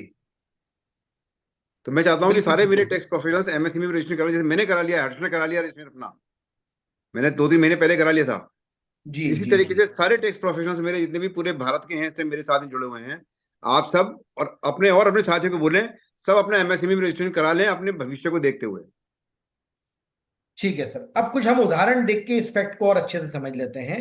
मेरा 2 मार्च का बिल है, 2 मार्च 24 का, और उसी दिन माल की डिलीवरी भी हो गई और एग्रीमेंट नहीं है। ये मैं पहले वो केसेस ले रहा हूं जहां कोई रिटर्न एग्रीमेंट नहीं है, तो 15 दिन गिने जाते हैं। 2 तारीख का बिल है, 2 को गुड्स डिलीवर हो गए, तो 15 दिन होते हैं 17 तारीख तक। मैंने पेमेंट 17 को नहीं करते हुए लेट किया, 25 मार्च को किया, तो मेरा खर्चा इस साल अलाउेबल होगा या नहीं होगा? बिल्कुल होगा, क्योंकि मैंने सेम ईयर में पेमेंट कर दिया है। एक्चुअल पेमेंट जिस साल में उस साल छूट मिलेगी, तो एक्चुअल पेमेंट मेरा 23-24 के अंदर अंदर हो गया, तो छूट मिल जाएगी। चलिए दूसरा उदाहरण मैं लेता हूं कि 3 मार्च की डिलीवरी ऑफ गुड्स है, तो 15 दिन होते 18 तक। 18 तारीख तक होते हैं और मैंने 3 अप्रैल को पेमेंट किया, जो लेट किया, और 31 मार्च के बाद किया, तो उस केस में मेरा इस साल खर्चा डिसअलाउ हो जाएगा। मुझे अगले साल इसकी छूट मिलेगी, क्योंकि मैंने जिस साल पेमेंट किया उस साल मेरे को छूट मिलेगी। तीसरा उदाहरण, 5 मार्च का बिल है पर गुड्स की डिलीवरी 18 मार्च को हुई, तो 18 मार्च को हुई तो 15 दिन कहां से देखेंगे? 15 दिन देखे जाएंगे 18 मार्च से, बराबर। क्योंकि इनवॉइस डेट से मतलब नहीं है, इनवॉइस डेट 5 तारीख का है पर date of acceptance of good 18 है, तो 15 दिन 18 तारीख से देखेंगे। 2 अप्रैल आ रहा है और मैंने 1 अप्रैल को पेमेंट कर दिया, तो क्योंकि मैंने ड्यू डेट के पहले पेमेंट कर दिया है इसलिए मेरा खर्चा इसी साल में अलाउ हो जाएगा। यहां तक क्लियर है सर सबको? अब आखिरी वाला इंस्टांस देखें आप, 5 मार्च का बिल था, 18 को गुड डिलीवर हुआ, तो 18 मार्च प्लस 15 दिन 2 अप्रैल आता है। मैंने 2 अप्रैल को ही पेमेंट कर दिया, तो खर्चा मेरा इस साल अलाउेबल है या नहीं है साहब? संजय भटनागर साहब, सर नहीं होगा, क्योंकि अपॉइंटेड डेट 15वें दिन कर रहे हैं हम सर। बिल्कुल सही सर संजय जी, तो मुझे उसके 1 दिन पहले पेमेंट करना है, तो ये आपने सही जवाब दिया। तो ये अगर एग्रीमेंट नहीं है तो मुझे 14वें दिन पेमेंट करना है। ये सारे केसेस हमने डिस्कस कर लिए। अब हम कुछ प्रैक्टिकल एग्जांपल वो देख लेते हैं जहां रिटर्न एग्रीमेंट है उनके। पहला बिल है मेरा 3 मार्च का, डिलीवरी भी 3 मार्च को हो गई और 15 दिन मेरा एग्रीड पीरियड है, तो 3 मार्च प्लस 15 दिन मतलब 18 तारीख मेरी ड्यू डेट है। मैंने 28 को पेमेंट किया, पर क्योंकि सेम ईयर में पेमेंट कर दिया तो मेरा खर्चा अलाउेबल है इसी साल में। दूसरे उदाहरण में सारी चीजें सेम है, मैंने पेमेंट इस साल में नहीं करते हुए 6 अप्रैल को किया, तो मेरे ड्यू डेट के बाद पेमेंट है और 31 मार्च के बाद पेमेंट है, तो ये खर्चा इस साल में अलाउेबल नहीं होगा, अगले साल में होगा। चौथे केस पे आ जाए सर आप, बहुत इंपॉर्टेंट है। 3 फरवरी का मेरा बिल था, गुड्स डिलीवर हुए 20 तारीख को, तो घड़ी चालू होगी मेरी 20 तारीख से। एग्रीड पीरियड मेरा 60 दिन है, तो मुझे पेमेंट करना था 20 अप्रैल को, मैंने पेमेंट कर दिया 8 अप्रैल को, तो क्या मेरा खर्चा इस साल में अलाउेबल है साहब? राकेश भाई का 45 दिन क्रॉस कर गए सर। एग्जैक्टली मुझे 60 दिन का जो पीरियड है ये 45 से ज्यादा नहीं हो सकता। मुझे 45 दिन गिनने, तो 20 फरवरी से 45 दिन गिने मैंने, वो 5 अप्रैल आता है, क्योंकि मैंने 8 अप्रैल को पेमेंट किया, ड्यू डेट के बाद पेमेंट किया, 31 मार्च के बाद पेमेंट किया, तो ये खर्चा जिस साल पेमेंट किया उस साल में अलाउेबल होगा। तो ये आप जो है प्रैक्टिकल एग्जाम्पल से हमने अलग अलग प्रकार के केस डिस्कस करके समझ लिए। अब ये किस पे लागू होता है, तो मुझे ये देखना है कि मैं किसको पेमेंट कर रहा हूं, वो मेरे लिए महत्वपूर्ण है। मैं क्या हूं, मैं एमएसएमई हूं तो भी मुझ पे लागू है, मैं एमएसएमई नहीं हूं तो भी मुझको लागू है। मुझे तो देखना है कि जिसको पेमेंट कर रहा हूं वो एमएसएमई है या नहीं। अगर वो एमएसएमई है और मैं उसको लेट पेमेंट कर रहा हूं, 31 के बाद पेमेंट कर रहा हूं, तो खर्चा मेरे हाथ में डिसअलाउएबल होगा। पर अगर मैं ट्रस्ट हूं और मैं खर्चे की छूट ले ही नहीं रहा हूं बिजनेस में, क्योंकि मैं एप्लीकेशन कर रहा हूं, तो उन पे ये 43B के प्रावधान, एच के प्रावधान लागू नहीं हो रहे हैं। तो मैं अगर ट्रस्ट नहीं हूं, मैं एक सामान्य व्यक्ति हूं जो बिजनेस कर रहा है, मैं अगर बिजनेसमैन हूं और मैं किसी को लेट पेमेंट कर रहा हूं, चाहे मैं खुद भी एमएसएमई हूं, एमएसएमई भी एमएसएमई को लेट पेमेंट करती है, तो जो पेमेंट लेट कर रही है उसको डिसअलाउंस भुगतना पड़ेगा। ठीक है साहब। अब बात यह आती है कि यार अगर मैंने जिसको पेमेंट कर रहा हूं एमएसएमई की कैटेगरी में तो फॉल होता है, पर उसने अपना रजिस्ट्रेशन नहीं करा रखा है एमएसएमई के रूप में, तो क्या ये प्रावधान लागू होंगे? बिल्कुल नहीं। सेक्शन 15 सप्लायर को डिफाइन करता है कि supplier who has filed a memorandum with the authority, जिसने रजिस्ट्रेशन करा रखा है। अगर मैंने रजिस्ट्रेशन ही नहीं करा रखा तो मेरे ऊपर ये प्रावधान लागू नहीं होंगे। रजिस्ट्रेशन कौन सा होता है? तो उद्योग आधार जिन्होंने ले रखा है या EM2 के पुराने रजिस्ट्रेशन है वो अब मान्य नहीं है। 30 जून 22 के बाद मेरे लिए कंपलसरी है कि अगर मैं एमएसएमई का स्टेटस एंजॉय करना चाहता हूं तो मुझे उद्योग आधार EM2 से अपने आप को उद्यम रजिस्ट्रेशन में माइग्रेट करना है। अगर मैंने स्व माइग्रेट नहीं किया, खुद से माइग्रेट नहीं किया, तो मैं अब एमएसएमई में रजिस्टर्ड नहीं हूं। तो एमएसएमई रजिस्ट्रेशन सर्टिफिकेट वैलिड आपके पास होना चाहिए उद्यम वाला। अगर वो सर्टिफिकेट नहीं है तो आप जिसको पेमेंट कर रहे हो आपको उससे पूछना है कि क्या आपके पास उद्यम रजिस्ट्रेशन है तो मुझे कॉपी दें, हम कॉपी देखेंगे, अगर वो एमएसएमई में रजिस्टर्ड है तो ही ये प्रावधान लागू होंगे, अदरवाइज नहीं होंगे। तो जब तक सामने वाला हमको बताएगा नहीं कि वो एमएसएमई है या नहीं, तब तक ये प्रावधान लागू नहीं होंगे। बारी ये आती है कि मैंने संजय भटनागर जी से ऑडिट कराया और संजय भटनागर जी को जो है 31 मार्च को ऑडिट फीस का चेक दे दिया, और संजय भटनागर जी से मैंने रसीद ले ली कि उनको 31 मार्च का चेक मिल गया, पर उन्होंने ये जो 31 मार्च का चेक है ये इन्होंने 25 जून को बैंक में लगाया और मेरे खाते से 26 जून को पैसा कटा, लगभग लगभग 2.25 महीने बाद। तो ऐसी स्थिति में साहब मेरा सवाल ये है कि एक्चुअल पेमेंट 31 मार्च को माना जाएगा या 25-26 जून को माना जाएगा, जिस दिन मेरे खाते से कटा। तो यहां पर सुप्रीम कोर्ट का एक डिसीजन ओकाल ग्लासवर्क का बहुत महत्वपूर्ण है। सुप्रीम कोर्ट ने बोला अगर आपने चेक दिया है और वो चेक क्लियर हो जाता है, बाउंस नहीं होता, तो जिस दिन चेक की डिलीवरी की गई वो डेट एक्चुअल पेमेंट की डेट मान ली जाएगी, ना कि जिस दिन बैंक खाते में से डेबिट हुआ है वो आपने जिस दिन चेक दे दिया। तो ये कैसे सिद्ध होगा आपने किस दिन चेक दिया? तो आप जिस दिन चेक दे रहे हो 31 मार्च का, उससे रसीद पे लिखवा लो कि उसको 31 को ये प्राप्त हुआ। अब उसने 31 को ले गया, फिर वो 1.5 महीने नहीं लगाए, 2.5 महीने नहीं लगाए, हमारी कोई गलती नहीं, बस लगा दे 3 महीने में बाउंस नहीं हो जाए या स्टेल नहीं हो जाए। अगर 3 महीने में चेक क्लियर हो जाता है तो फिर वो भले ही जो है आपके 90 दिन का टाइम लिमिट है, 85वें दिन भी 90वें दिन भी अगर क्लियर हो जाता है तो फिर हमारा एक्चुअल पेमेंट माना जाएगा 31 मार्च का ही, हमको डिसअलाउंस नहीं फेस करना पड़ेगा।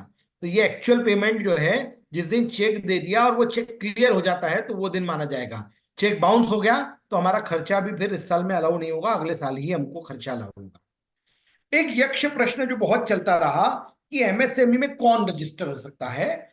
एमएसएमई की डेफिनेशन है micro and small enterprise. Enterprise से अर्थ निकाला जो मैन्युफैक्चरिंग कर रहा है या सर्विस रेंडर कर रहा है वही एंटरप्राइज है। तो जो ट्रेड कर रहा है, रिटेल ट्रेड, होलसेल ट्रेड, वो एंटरप्राइज ही नहीं है। अब जब वो एंटरप्राइज नहीं है तो रजिस्ट्रेशन के लिए पात्र भी नहीं था, तो उन्होंने निवेदन किया, बैंकों ने निवेदन किया कि ट्रेडर को भी रजिस्ट्रेशन की सुविधा प्रदान करें। तो उन्होंने 2 जुलाई 21 का नोटिफिकेशन माइक्रो एंड स्मॉल मंत्रालय ने निकाला और उसमें स्पष्ट रूप से लिखा कि रिटेल और होलसेल को रजिस्ट्रेशन की सुविधा केवल प्रायोरिटी सेक्टर लेंडिंग के लिए दी गई है, बाकी कोई बेनिफिट के लिए नहीं दी गई। पर यह मिलने के बाद भी समस्या ये रही कि लोगों को संशय रहा।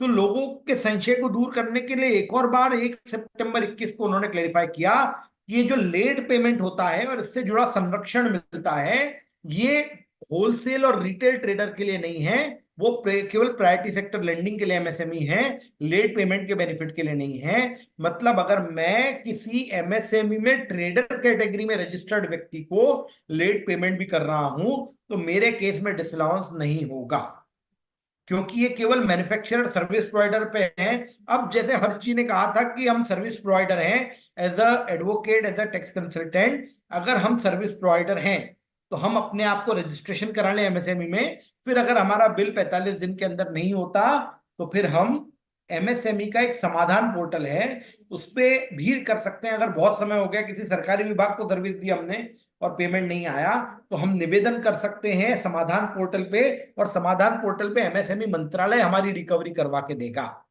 तो ये महत्वपूर्ण था कि वो मंत्रालय जब हमारी रिकवरी करवा के देगा वो हमको सहायता करेगा।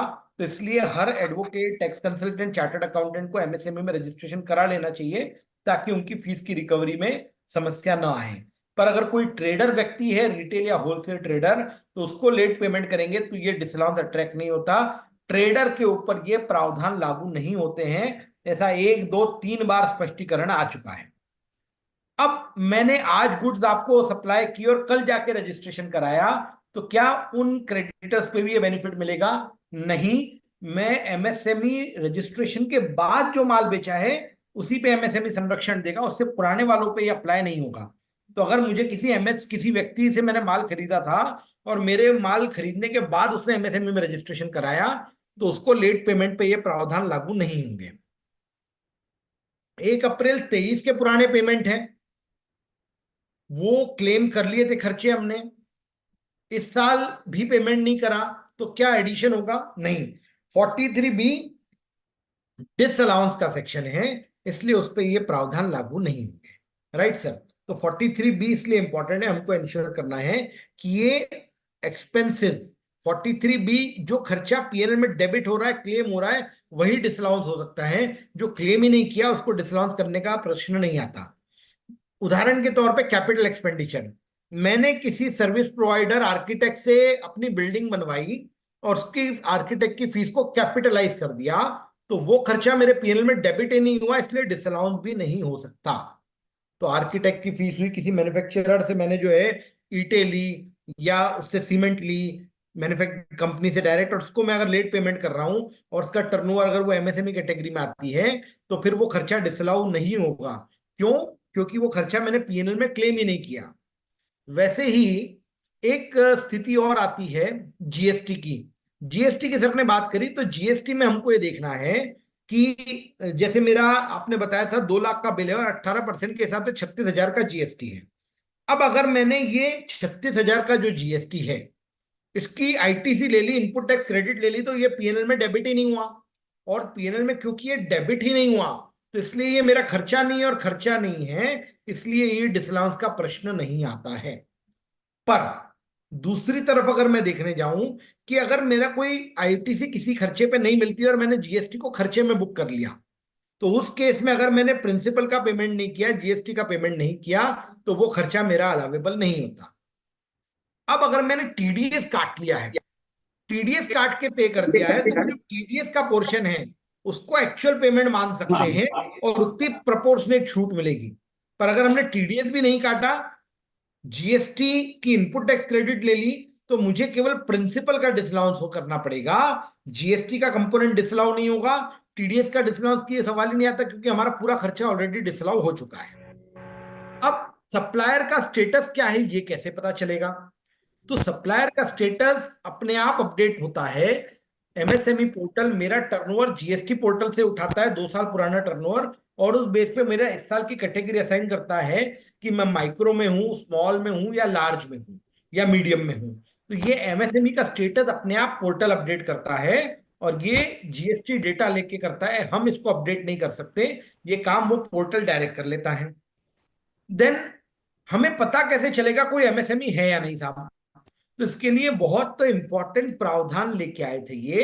इन्होंने लिख दिया कि जो एमएसएमई है वो खुद अपने लेटर हेड पे, बिल के ऊपर, परचेज ऑर्डर पे छाप के नंबर लिख के दे कि भैया अगर मैं एमएसएमई हूं तो मुझे अपने बिल पे ये मेंशन करना चाहिए कि मैं एमएसएमई हूं और मेरा रजिस्ट्रेशन नंबर ये है। अगर उसने नहीं मेंशन किया तो हमें मालूम नहीं पड़ेगा।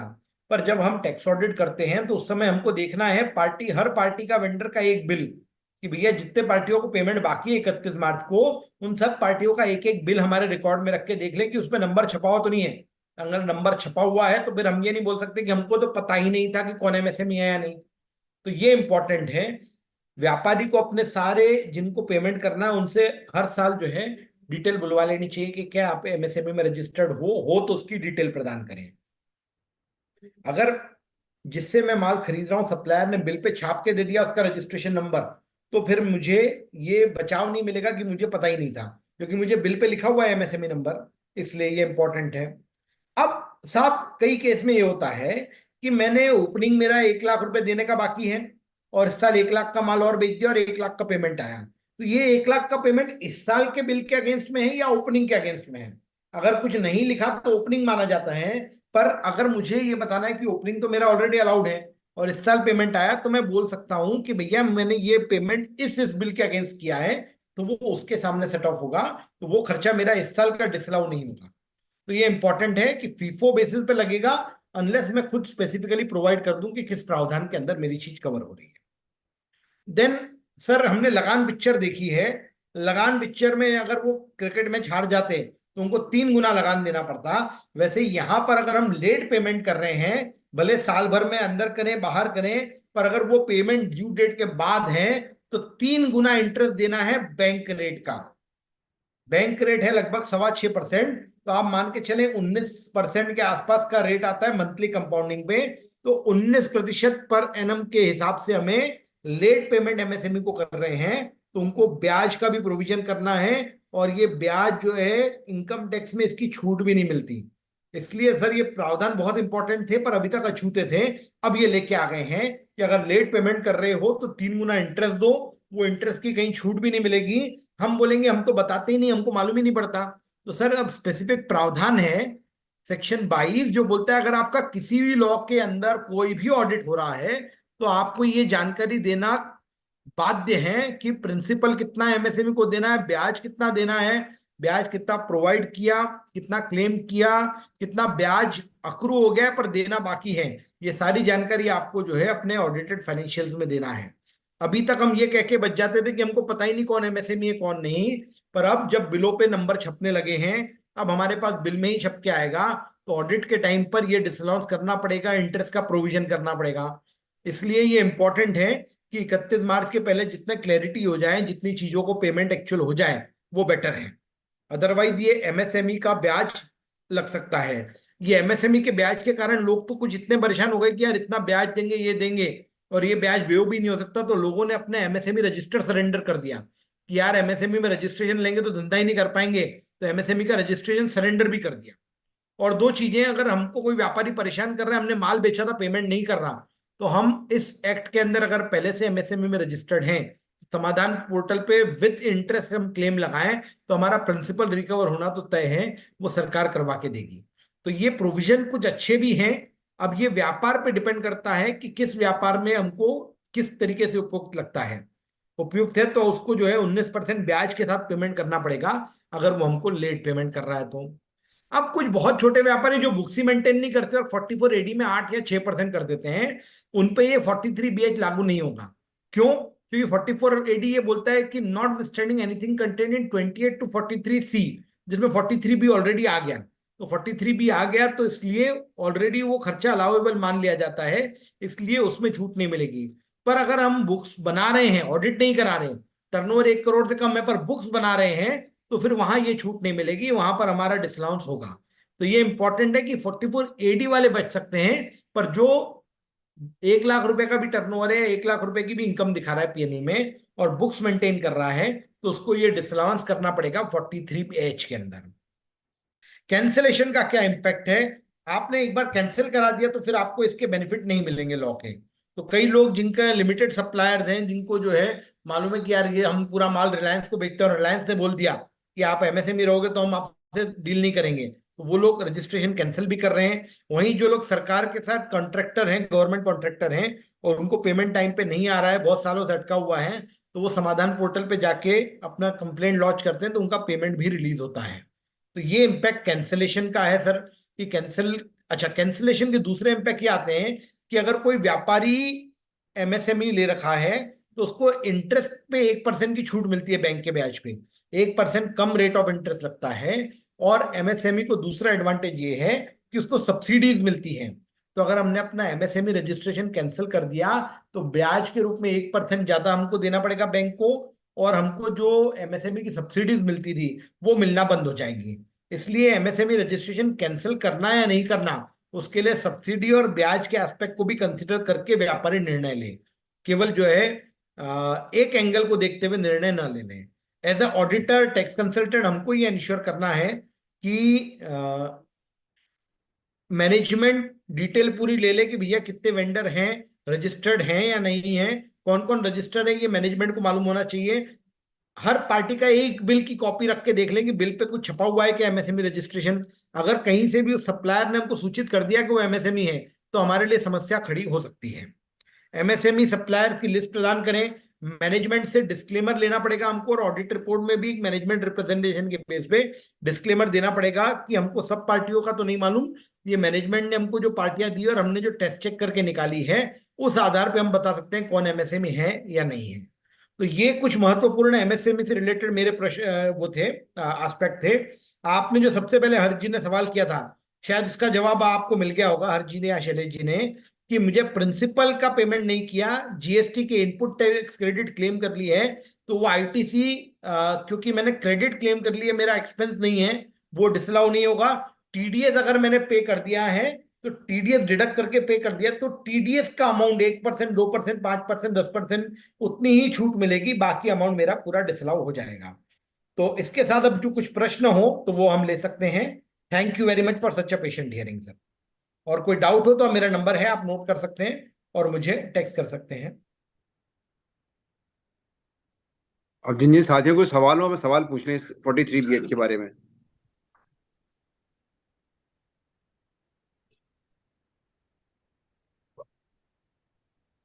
जी सर संजय मेरा जी। एक क्वेश्चन है। हाँ जी। सर जैसे यदि वो मैन्युफैक्चरर है बट एमएसएमई में उसने ट्रेडर के रूप में रजिस्टर्ड है, उसका तो फिर रजिस्ट्रेशन उसको ट्रेडर का है। उसको बेनिफिट नहीं मिलेगा। उसका रजिस्ट्रेशन कैटेगरी, हमको रजिस्ट्रेशन सर्टिफिकेट देखना है। उस जी सर्टिफिकेट पे अगर मैन्युफैक्चरर और सर्विस प्रोवाइडर प्रिंटेड है तो ही बेनिफिट मिलेगा। अगर ट्रेडर प्रिंटेड है तो वो रजिस्ट्रेशन गलत है तो वो बाहर है, वो उसको लेट पेमेंट पे कोई डिसलाउंस नहीं होगा। नहीं होगा। Sir okay sir, second trader. में इसी का वाइस वर्सा है, यदि कि हाँ वो सपोज दैट वो सर ट्रेडर नहीं, उसने वहां मैन्युफैक्चरिंग कर रखी है जबकि कर रहा है ट्रेडिंग। हमारे लिए जो रजिस्ट्रेशन सर्टिफिकेट पे छपा है वो अंतिम है। वो भले ट्रेडिंग कर रहा हो, अगर उसने गलत कैटेगरी में रजिस्ट्रेशन ले रखा तो हम एमएसएमए में कंप्लेंट करके उसको डिस्प्यूटेड कर दें, ये ट्रेडर है, इसने गलत रजिस्ट्रेशन ले रखा है। और एमएसएमई अगर रिजेक्ट कर देती है कि हाँ सही बात है, ये कंप्लेंट जो है उसकी टेनेबल नहीं है, तो फिर कोई भी उसमें एक्शन हमारे अगेंस्ट में नहीं हो सकती। पर अच्छा कुछ। प्राइमरी हमको ये करना है कि अगर उसका मैन्युफैक्चरिंग का रजिस्ट्रेशन है और जी। भले उसने ट्रेडिंग करा तो हमको डिसअलाउ कर देना चाहिए, अदरवाइज हमको जो है बाद में समस्या आ सकती हैं, सर तीसरा ये लिटिगेशन होता है करना कि लोग पड़ेगा। बीच में अपना चेंज कर लेते हैं, कैटेगरी हाँ चेंज जी। कर लेते हैं ड्यूरिंग द पीरियड। जैसे मैन्युफैक्चरिंग से ट्रेडर हो गए, ट्रेडर से मैन्युफैक्चरर हो गए। देखिए, रजिस्ट्रेशन नंबर है हमारे पास में, हम जब ऑडिट कर रहे हैं तो जी रजिस्ट्रेशन नंबर डाल के सर्टिफिकेट देख लें किस कैटेगरी में दिख रहा है। नहीं सर, वो लास्ट में सपोज दैट उसने अप्रैल में स्टार्ट के फाइनेंशियल ईयर के स्टार्टिंग्स में, यदि जून तक तो वो एज ए मैन्युफैक्चरर था और हाँ जुलाई जी। में उसने अपनी कैटेगरी चेंज करके ट्रेडर हो गया, तो जब वहां सेल पर उसने करी, उस एमएसएमई के सर्टिफिकेट्स में कहीं पे भी डेट नहीं आती कि कब से कब तक रहा, ये कुछ नहीं आता। तो हमें तो बिल्कुल वही मानना है कि कब फाइनेंशियल ईयर के एंड में क्या रहा, उसी को कंसीडर जिस करना दिन है। 31 मार्च को देखेंगे खर्चे अलाउेबिलिटी टाइम पे जी कि उसका क्या स्टेटस है। अगर उसका स्टेटस ट्रेडर हो गया है तो फिर उसको बेनिफिट नहीं मिलेगा। ठीक sir, thank you. Hand raise किया हुआ है ये अमित गोयनका जी। अमित गोयनका जी। हमारे शिष्य बहुत नमस्कार Pankaj sir. Amit sir Goenka ji hello. Please unmute कर लीजिए। Hello Amit sir. गोयनका जी जिन जिन हाँ जी, बोलिए जिन सर। साथी को सवाल पूछने प्लीज, जिन साथी को सवाल पूछने प्लीज हैंड रेज कर लीजिए अपना। देखिए आपके सबके सिस्टम में आइकन बने हुए हैं, आइकन में हैंड रेज का एक सिस्टम है, हैंड रेज का प्रोविजन है, हैंड रेज का वहां दबा दीजिए बटन, आपको मैं फिर मैं अनम्यूट करके मैं कॉल कर लूंगा आपको। हाँ जी डिसिप्लिन नमस्कार। नमस्कार हाँ सर। जी नमस्कार।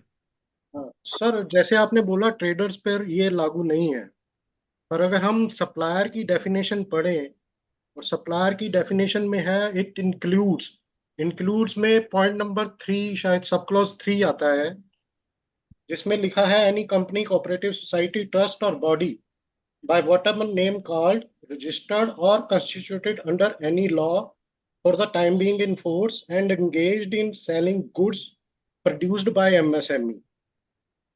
So it will include supply trader if partnership firm is registered suppose under partnership sir by assessee का स्टेटस कुछ भी हो सकता है, हमें देखना है हम पेमेंट किसको कर रहे हैं, to a micro and small enterprise. What do you mean तो बाय सर एंटरप्राइज? तो this is the एंटरप्राइज को definition of डिफाइन किया supplier. है। This is the definition of supplier. This is a definition of supplier. Supplier has to be a registered person for this purpose. Now see the definition of supplier. It starts, supplier means a micro and small enterprise. Now what do you mean by enterprise?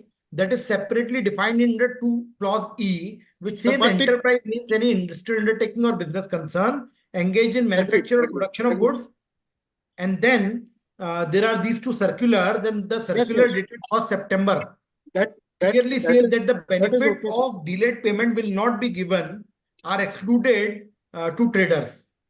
But So based on अगर all this and discussion with the पर अगर department, आप एक बार supplier की definition अगर दोबारा खोलेंगे, उसमें लास्ट में लिखा हुआ आपने एट एंड इंक्लूड्स, और yes, इंक्लूड्स में अगर आप नीचे जाएंगे तो सब क्लॉज 3 है।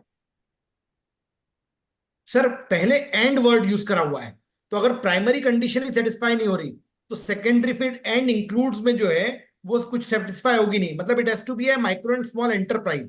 If it is not a enterprise then it will not be eligible for all these benefits. And now after these 2 circulars, it has been amply clarified by the department also that traders will not be entitled for this. traders will not be entitled for this section 43BH. Yes. So second point is regarding interest, कि interest ना supplier ने मांगा ना buyer ने दिया। हाँ जी। तो even then it is duty of the auditor to check the interest, the liability. Technically, yes, because it is a statutory provision of interest which we are required to make. It is not contractual. It is a statutory thing.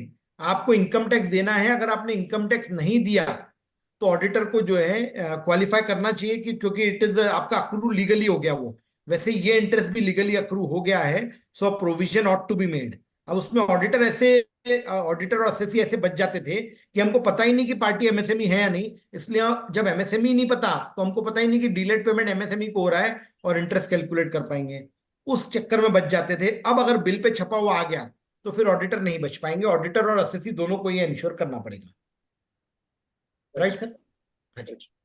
Sir एक और है कि अगर cancel करवा लिया किसी ने registration अपना एमएसएमई का, तो क्या वो दोबारा ले सकता है रजिस्ट्रेशन अपना एमएसएमई का? बिल्कुल ले सकता है सर, कोई समस्या नहीं उसके अंदर। Right sir, thank you. MSME में रजिस्ट्रेशन ले सकते हैं। Right sir. अनिल आदर्श जैन जी, आगरा। हाँ सर, यदि बिल पर नहीं छपा हुआ है एमएसएमई रजिस्ट्रेशन, हाँ जी, फिर how can we know? Sir हमें एक बार पूछना पड़ेगा, अगर वो नहीं बताता तो फिर no news is good news, तो हम उसको एमएसएमई नहीं मानेंगे। ये कैसे जस्टिफाई हुआ कि हमने पूछा उसने नहीं बताया? सर हम उसको एक ईमेल लिखेंगे और उसके ईमेल के जवाब में अगर वो कुछ भी नहीं बोलता है या लिटिगेशन कहीं भी अराइज होता है, नॉर्मली ये अराइज तब होगा जब सामने वाली पार्टी कंप्लेंट करेगी कि भैया मैं एमएसएमई और मुझे लेट पेमेंट हो रहा है। हम 43B की बात नहीं कर रहे हैं, पहले एमएसएमई के समाधान पोर्टल की बात कर रहे हैं। एमएसएमई के समाधान पोर्टल पे वो कंप्लेंट लॉन्च करेंगे कि भैया हमको पता ही नहीं कि हम ये जो है एमएसएमई को लेट पेमेंट किया, तो उसको बताना पड़ेगा कि मैंने इतनी तारीख को इनको सूचित कर दिया था और ये इसका एविडेंस है कि मैंने सूचित किया था कि मैं एमएसएमई हूं। तो इसका मतलब ये जितने भी व्यापारी हैं, अगर वो किसी से परचेज कर रहे हैं और उसके इनवॉइस पर एमएसएमई नंबर नहीं प्रिंट है, तो उनके सेफ गार्ड के लिए जरूरी है कि अपने सप्लायर को एक ईमेल भेजें, उससे पूछें कि वो आप एमएसएमई हो या नहीं। बिल्कुल ठीक, ये जरूरी है, हर एक सप्लायर के लिए जरूरी है। नहीं, हर परचेजर के लिए, सप्लायर के लिए नहीं सर, परचेजर के लिए। परचेजर के लिए अपने सप्लायर से पूछें कि वो एमएसएमई रजिस्टर्ड है कि नहीं। हाँ जी। और किसी भाई को सवाल हो?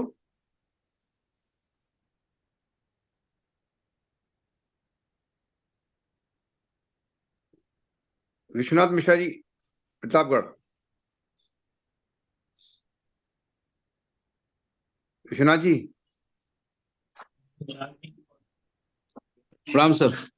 प्रणाम जी, बोलिए। एमएसएमई में तो बहुत अच्छी तरह से सर क्लियर कराया आपने, जो है तो उसमें चीजें जो थी कि ट्रेडर्स के लिए जो है वो छूट नहीं मिलेगी, रजिस्ट्रेशन हो जाएगा।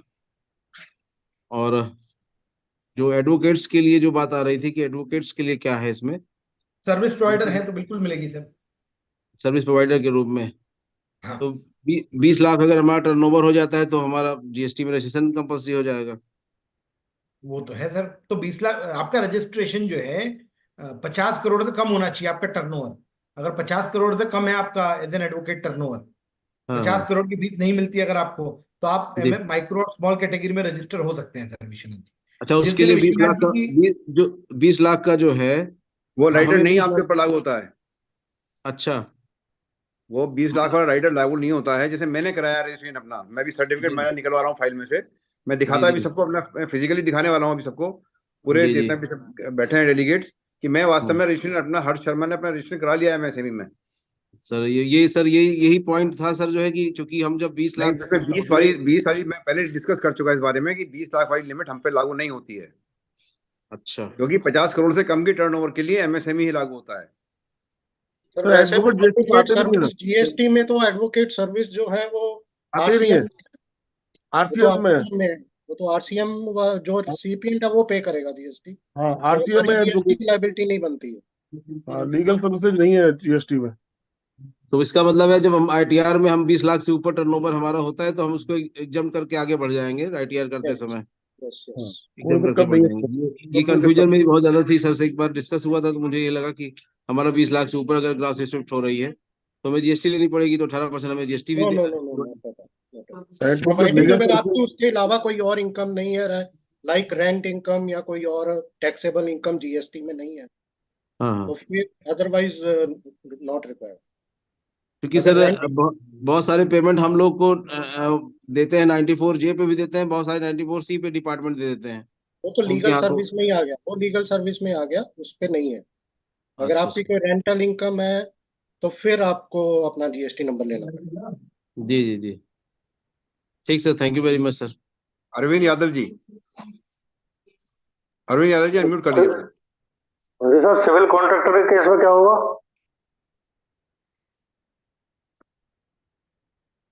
किनके? सिविल कॉन्ट्रैक्टर, गवर्नमेंट कॉन्ट्रैक्टर जो है। सिविल कॉन्ट्रैक्टर गवर्नमेंट कॉन्ट्रैक्टर एक सर्विस प्रोवाइडर है, तो अगर लेट पेमेंट हो रहा है तो उस पर अप्लाई हो जाएगा सर। अगर गवर्नमेंट से पेमेंट लेट होता है तो आप वो भी लगाएं लागू होगा ना? गवर्नमेंट से, गवर्नमेंट का एमएसएमई मंत्रालय आपको वसूली करवा देगा सरकार के से। वो तो कॉन्ट्रैक्टर्स पे भी लागू होगा ना। एमएसएमई अगर आपने रजिस्टर करा रखा है अपने कॉन्ट्रैक्टर का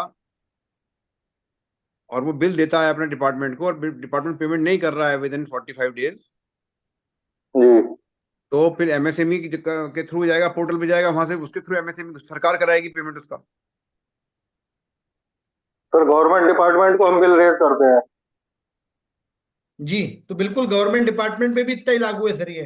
अगर गवर्नमेंट लेट पेमेंट करती है तो उनको खर्चे की भी छूट नहीं मिलेगी इसकी, 19% ब्याज भी लगेगा उनके ऊपर अगर वो लेट पेमेंट कर रहे हैं।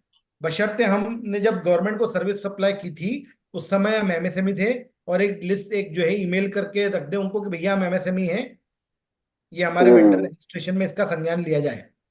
अरविंद भाई, आज से पहले की बात दिमाग में मत रखिए। ये नया कानून जो आया है इसके बाद आप सोचना चालू करिए। अब तक क्या था क्या नहीं था उसको वो खत्म हो गई कहानी। 43B जब से लागू हुआ है तब से उसके बाद सोचना चालू करिए इस नए लाइन ऑफ एक्शन से। ठीक है सर, थैंक यू। ये है, अब अपने कॉन्ट्रैक्टर्स को बता दीजिए जितने आपके ठेकेदार हैं कि भैया सब अपना एमएसएमई में रजिस्ट्रेशन कराइए, और जो आप अपने बिल दे रहे हैं डिपार्टमेंट को, पेमेंट का बिल देते हैं अपना बना के, उस पे एमएसएमई का नंबर पड़ा होना चाहिए। ठीक है सर, ठीक है। रजिस्ट्रेशन नंबर की, registered under MSME, registration number ये है। आप लोग भी अपना रजिस्ट्रेशन कराइए एमएसएमई में, हर एडवोकेट, और उसमें अपने बिल पे आप बनाइए, बिल बाकायदा अपना बिल बुक बनाइए और बिल बुक में अपना रजिस्ट्रेशन नंबर एमएसएमई का छापिए उस पे, जिससे आपका व्यापारी पेमेंट जब दे। और कोई क्वेरी हो हर चीज तो ले ले इसको और कंप्लीट करें। जी हाँ, और किसी की उसमें क्वेरी हो भैया, कोई सवाल हो किसी का, ये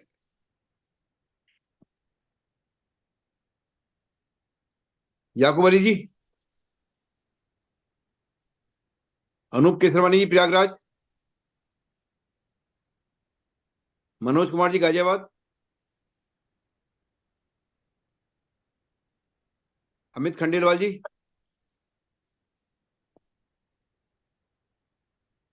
अरुण राघव जी गाजियाबाद मोदीनगर, अरुण राघव जी मोदीनगर। प्रणाम भाई साहब, अभी फिलहाल ही ज्वाइन किया है तो अभी मैं फिलहाल कुछ ऐसा कुछ है नहीं। नहीं, धन्यवाद टॉपिक के ऊपर बारे में समझना हो, 43BH के बारे में कोई प्रॉब्लम हो आपको?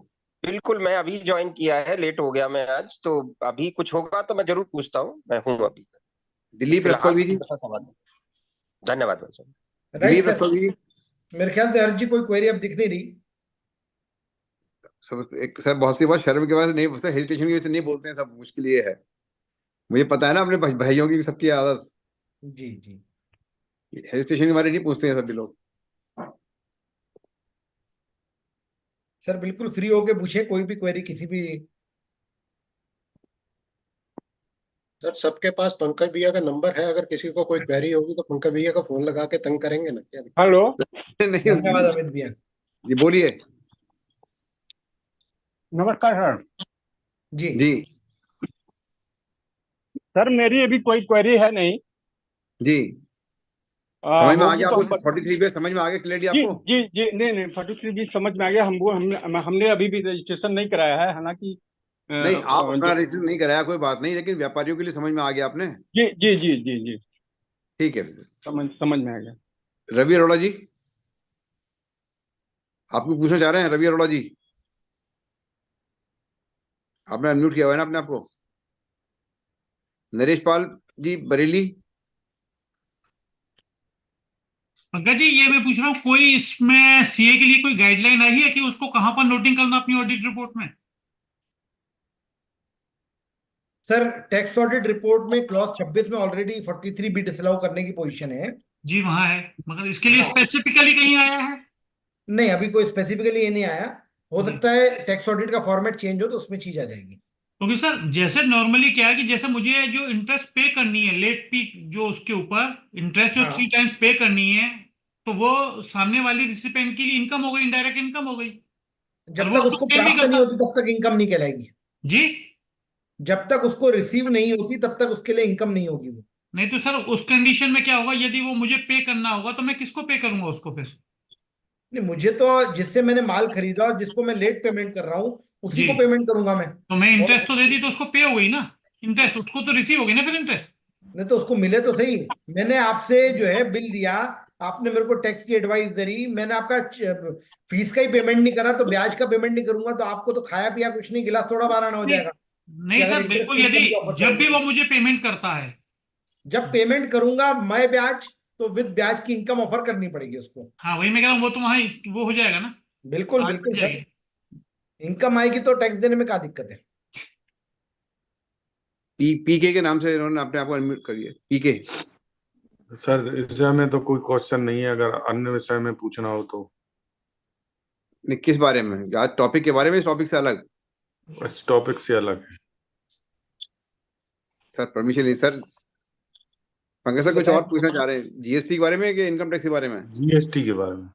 जीएसटी में डील नहीं करता सर, जीएसटी का तो जी भी नहीं आता। इनकम टैक्स के बारे में पूछना तो बताइए। नहीं सर, जीएसटी के बारे में। नहीं नहीं सर, सर जीएसटी नहीं डील करते सर, इनकम टैक्स करते हैं।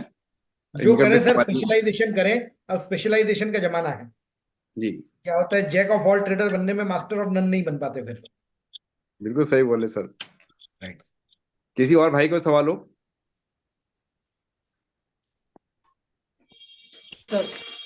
जी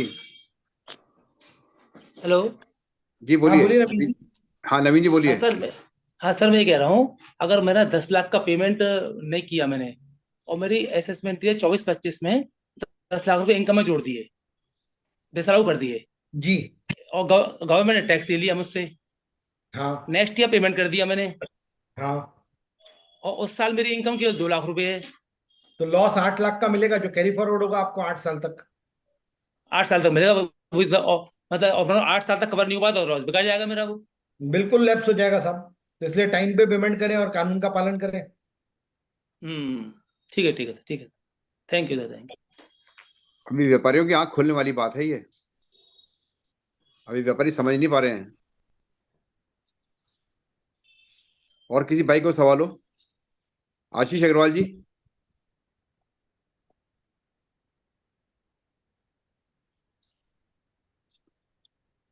प्रदीप कुमार सिंह चौहान जी। प्रदीप चौहान जी। पुनीत कंसल जी। आरसी तिवारी साहब। राहुल जी। राकेश गुप्ता जी। शैलजा मैडम, आप तो इनकम टैक्स में हैं, इनकम टैक्स के कोई सवाल हो आपका पूछ लीजिए। शैलजा मैडम। तरुण पाठक जी अलीगढ़। विनोद कुमार वैश्य जी। विनीत वर्मा जी। सर अब कोई नहीं है सर। मेरे ख्याल से लग रहा है कोई नहीं पूछ सर आपकी अटेंडेंस ले रहे हैं आप सबकी। ले रहा है। मैं पूछ रहा हूँ कि कोई हो कि बहुत मालूम है हेजिटेशन से नहीं पूछते सवाल। नहीं सर, अब किसी क्वेरी नहीं है 43 BH के लिए। तो मैं आज देवेंद्र वाधवा जी से रिक्वेस्ट करूंगा। देवेंद्र वाधवा जी। देवेंद्र वाधवा साहब। जी सर। सर आज का हमारे पे आप वोट ऑफ थैंक्स करें सर का, और इसके बाद राष्ट्रगान करा दीजिएगा। राष्ट्रगान के समय मेरी सबसे रिक्वेस्ट है कि प्लीज अपने माइक्रोफोन म्यूट कर लीजिएगा और सब अपने अपनी सीटों पे खड़े हो जाइएगा। मैं देवेंद्र वधवा एडवोकेट मां शाकुंभरी की नगरी सहारनपुर से सभी को सादर प्रणाम करता हूं। मेरा सौभाग्य है कि यह सर ने आज मुझे आज की वेबिनार के सरस्वती पुत्र सीए आदरणीय श्री पंकज शाह जी को धन्यवाद देने का अवसर प्रदान किया। सर आज के ज्वलंत बिंदु 43BH पर सर आज आपने हमारा मार्गदर्शन किया, उसके लिए सर आपका मैं अपनी ओर से, उपकाश की पूरी टीम की ओर से होशंगाबाद हरदिरा जिला tax bar association Madhya Pradesh, tax bar association Chhatarpur Madhya Pradesh तथा tax advocates association registered Saharanpur की ओर से आपका बहुत बहुत धन्यवाद देता हूं। और साथ ही मां सरस्वती से हम सब प्रार्थना करते हैं कि वह आप पर सदैव अपनी कृपा बनाए रखें। आज की वेबिनार के सफल आयोजन के लिए उपकाश की पूरी टीम का, शैलेश सर का, अंकित गर्ग का एवं उपकाश के संस्थापक अध्यक्ष हम सब के लिए आदरणीय श्री हर्ष शर्मा जी का विशेष रूप से धन्यवाद कि आप सबकी मेहनत और प्रयास से हम प्रत्येक सप्ताह अपना ज्ञान वर्धन कर पाते हैं। और सभी उपस्थित साथियों का भी बहुत बहुत धन्यवाद। सर अब राष्ट्रगान के लिए सभी खड़े हो जाएंगे। अपनी सीट पे से प्लीज खड़े हो जाएं।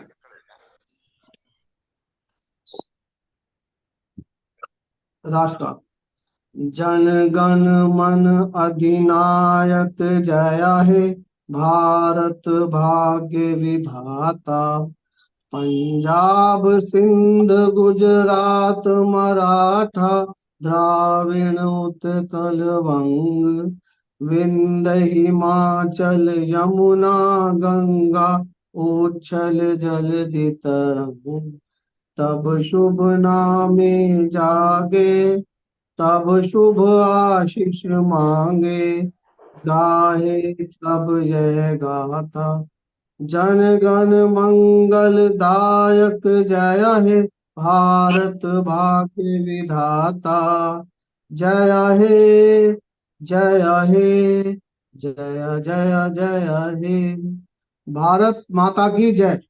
जय हो। Thank you very much. Ashish Agarwal ji, Ashish Agarwal ji, mister Ashish Agarwal, try to come into your senses. क्या आप बैठे हुए हैं? आपको शर्म नहीं आती? आप राष्ट्रगान में बैठे हुए हैं, कान में लगाए हुए हैं इनको बर्ड्स को।